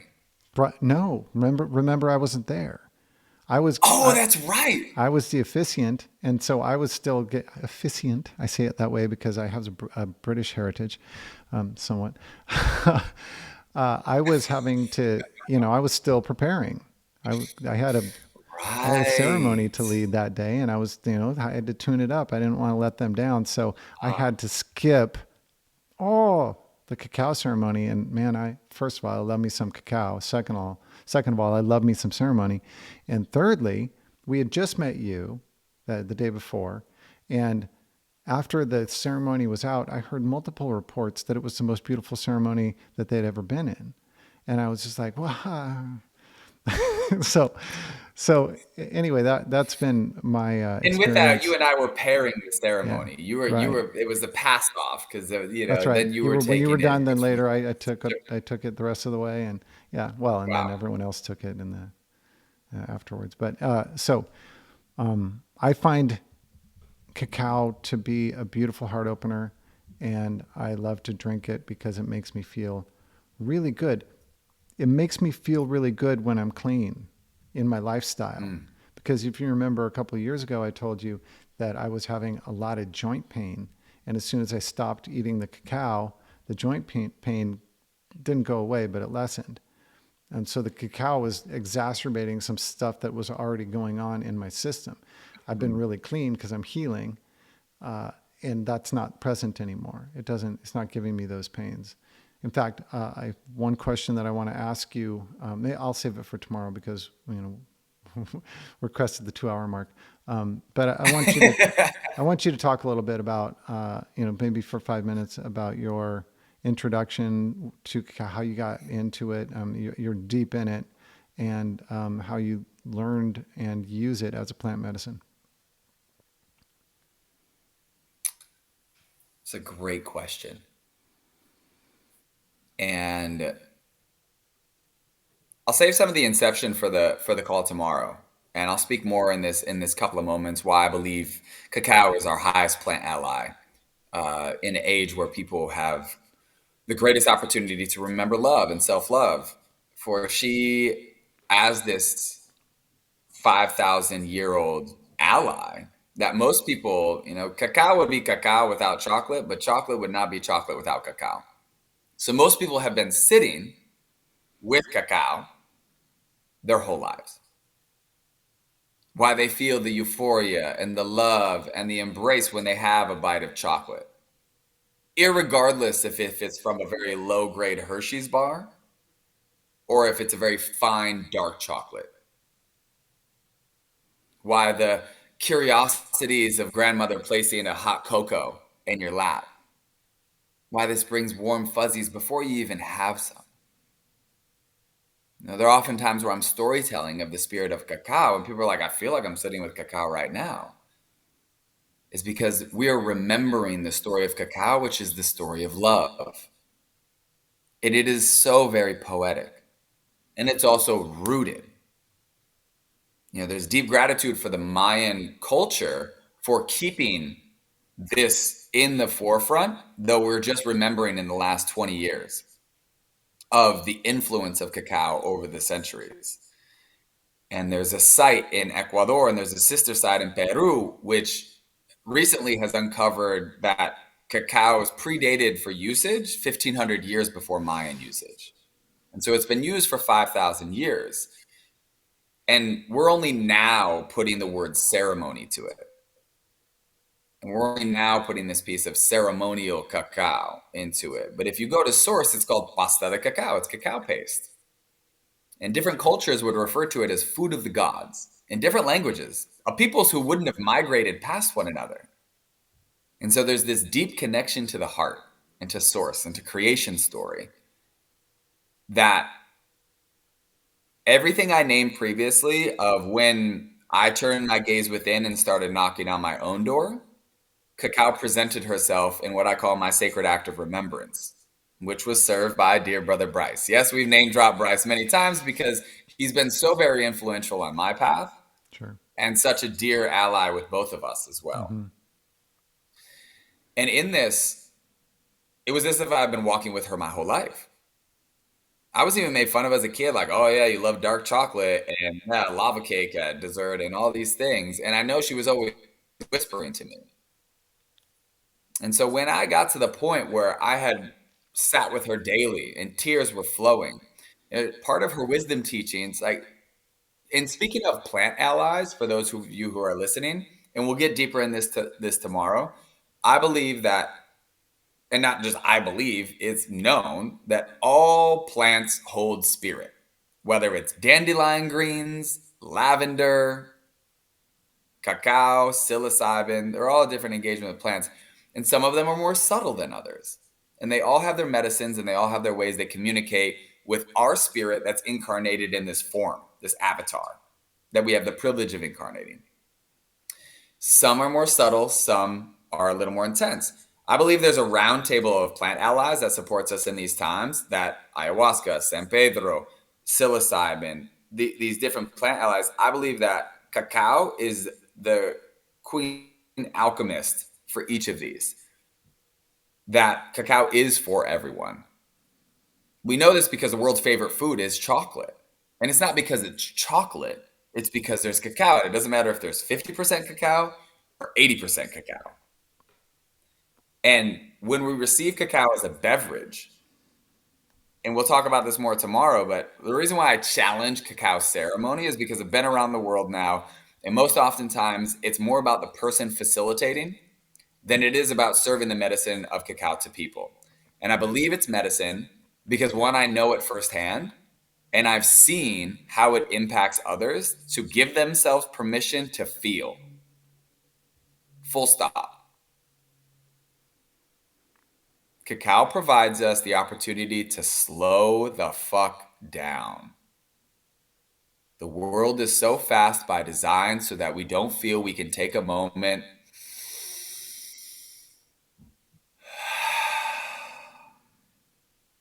and breathe. And when we slow down, we have to look at all the pieces of ourselves and limit the distractions and then choose to work with them and then play with them.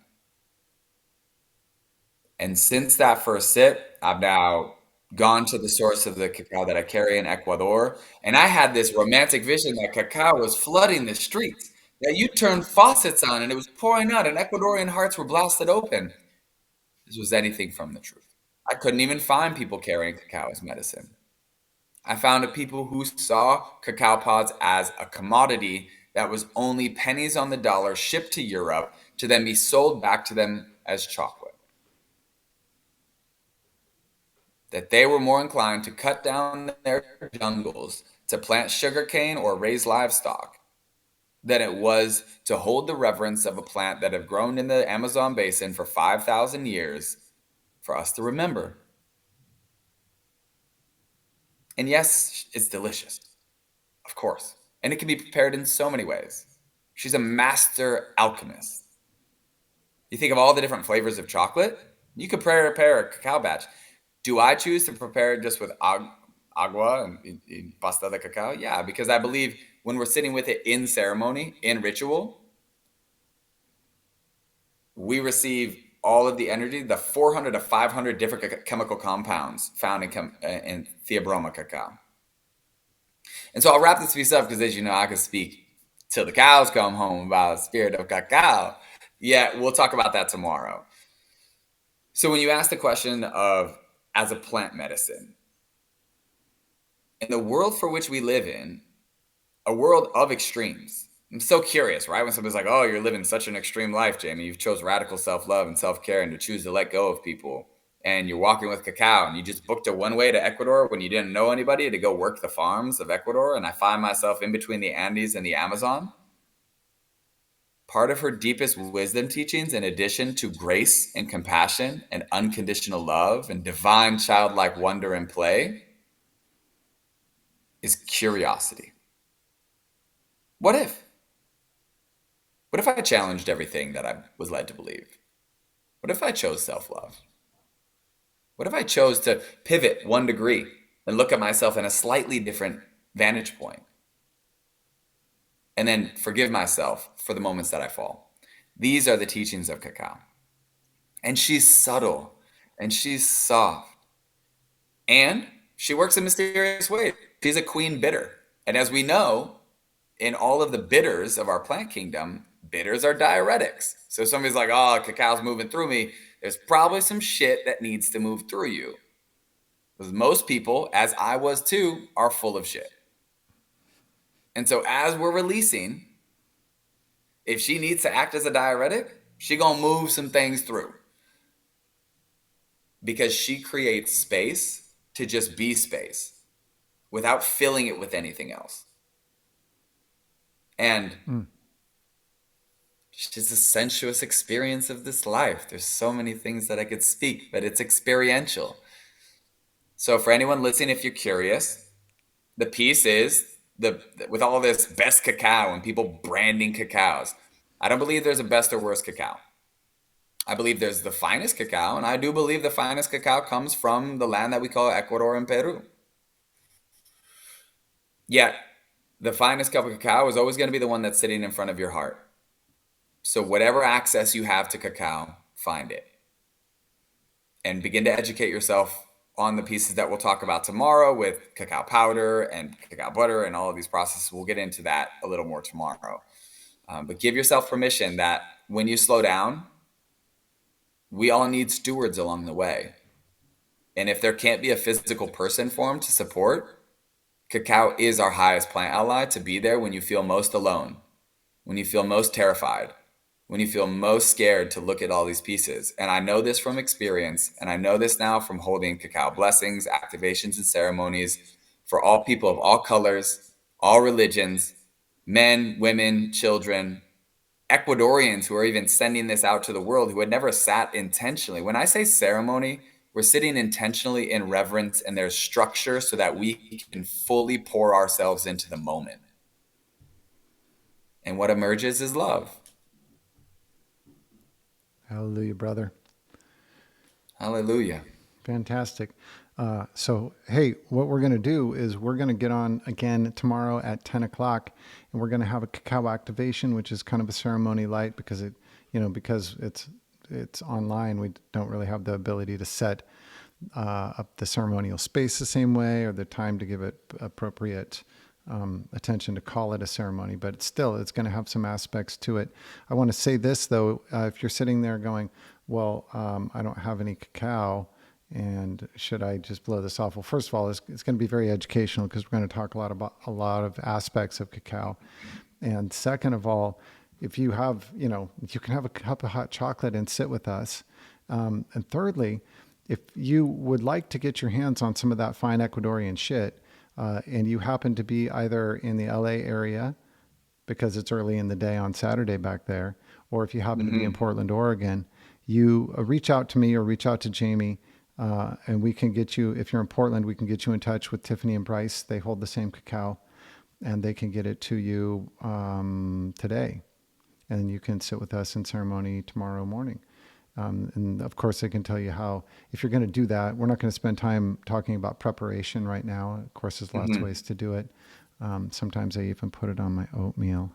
So good. Yeah, so you can do that. Reach out to us, and we'll get you hooked up. And it's really beautiful stuff. And we have some with us now, and I'm just in love with it. So we're going to do that in the morning. If you would like to be on the Zoom call again, go to theevolutionary.life/invitation. Put in your deets. You'll get the Zoom link showing up in your inbox momentarily, and then you can hop on with us, and we're going to have a really beautiful time. I'm fortunate enough to have some of that beautiful stuff, and so I will have a cup with me, even though it'll be 7 o'clock at night when we start for me. I'm just crazy like that. I'm going to go for it. Because the interesting thing, you mentioned that it invites us to slow down. At the same time, it's it gives you so much energy. I mean, it's really Totally. it's a wonderful little paradox. So I'm very excited for that. And I also want to say that if you like what we're doing here on The Evolutionary, you can support the show in a number of ways. And the first one is your time, attention, and energy. Thank you so much for listening. And that's the most important thing. Next level shit would be if you share. Subscribe to the YouTube channel. It has material packed on the long-term viability of the show. That's a handle there is at The Evolutionary Life.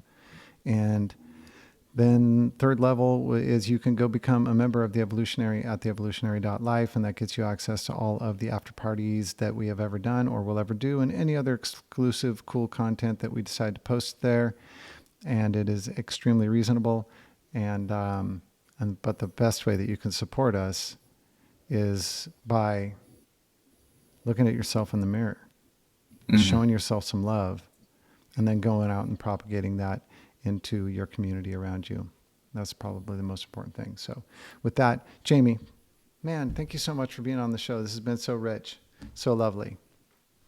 Hey, thank you, brother. This has actually been such a beautiful treat, and I'm so grateful for us getting in stride too, and you welcoming a longer form. Because once we get into it, obviously it's 2 hours. Those have also been my favorite podcasts. I listen to a lot of different people like Aubrey Marcus, and these ones that the longer form ones to really feel that people get into stride. And thank you for the opportunity to do that. And then if you all do choose to come on tomorrow, even sitting with some tea or whatever your beverage is.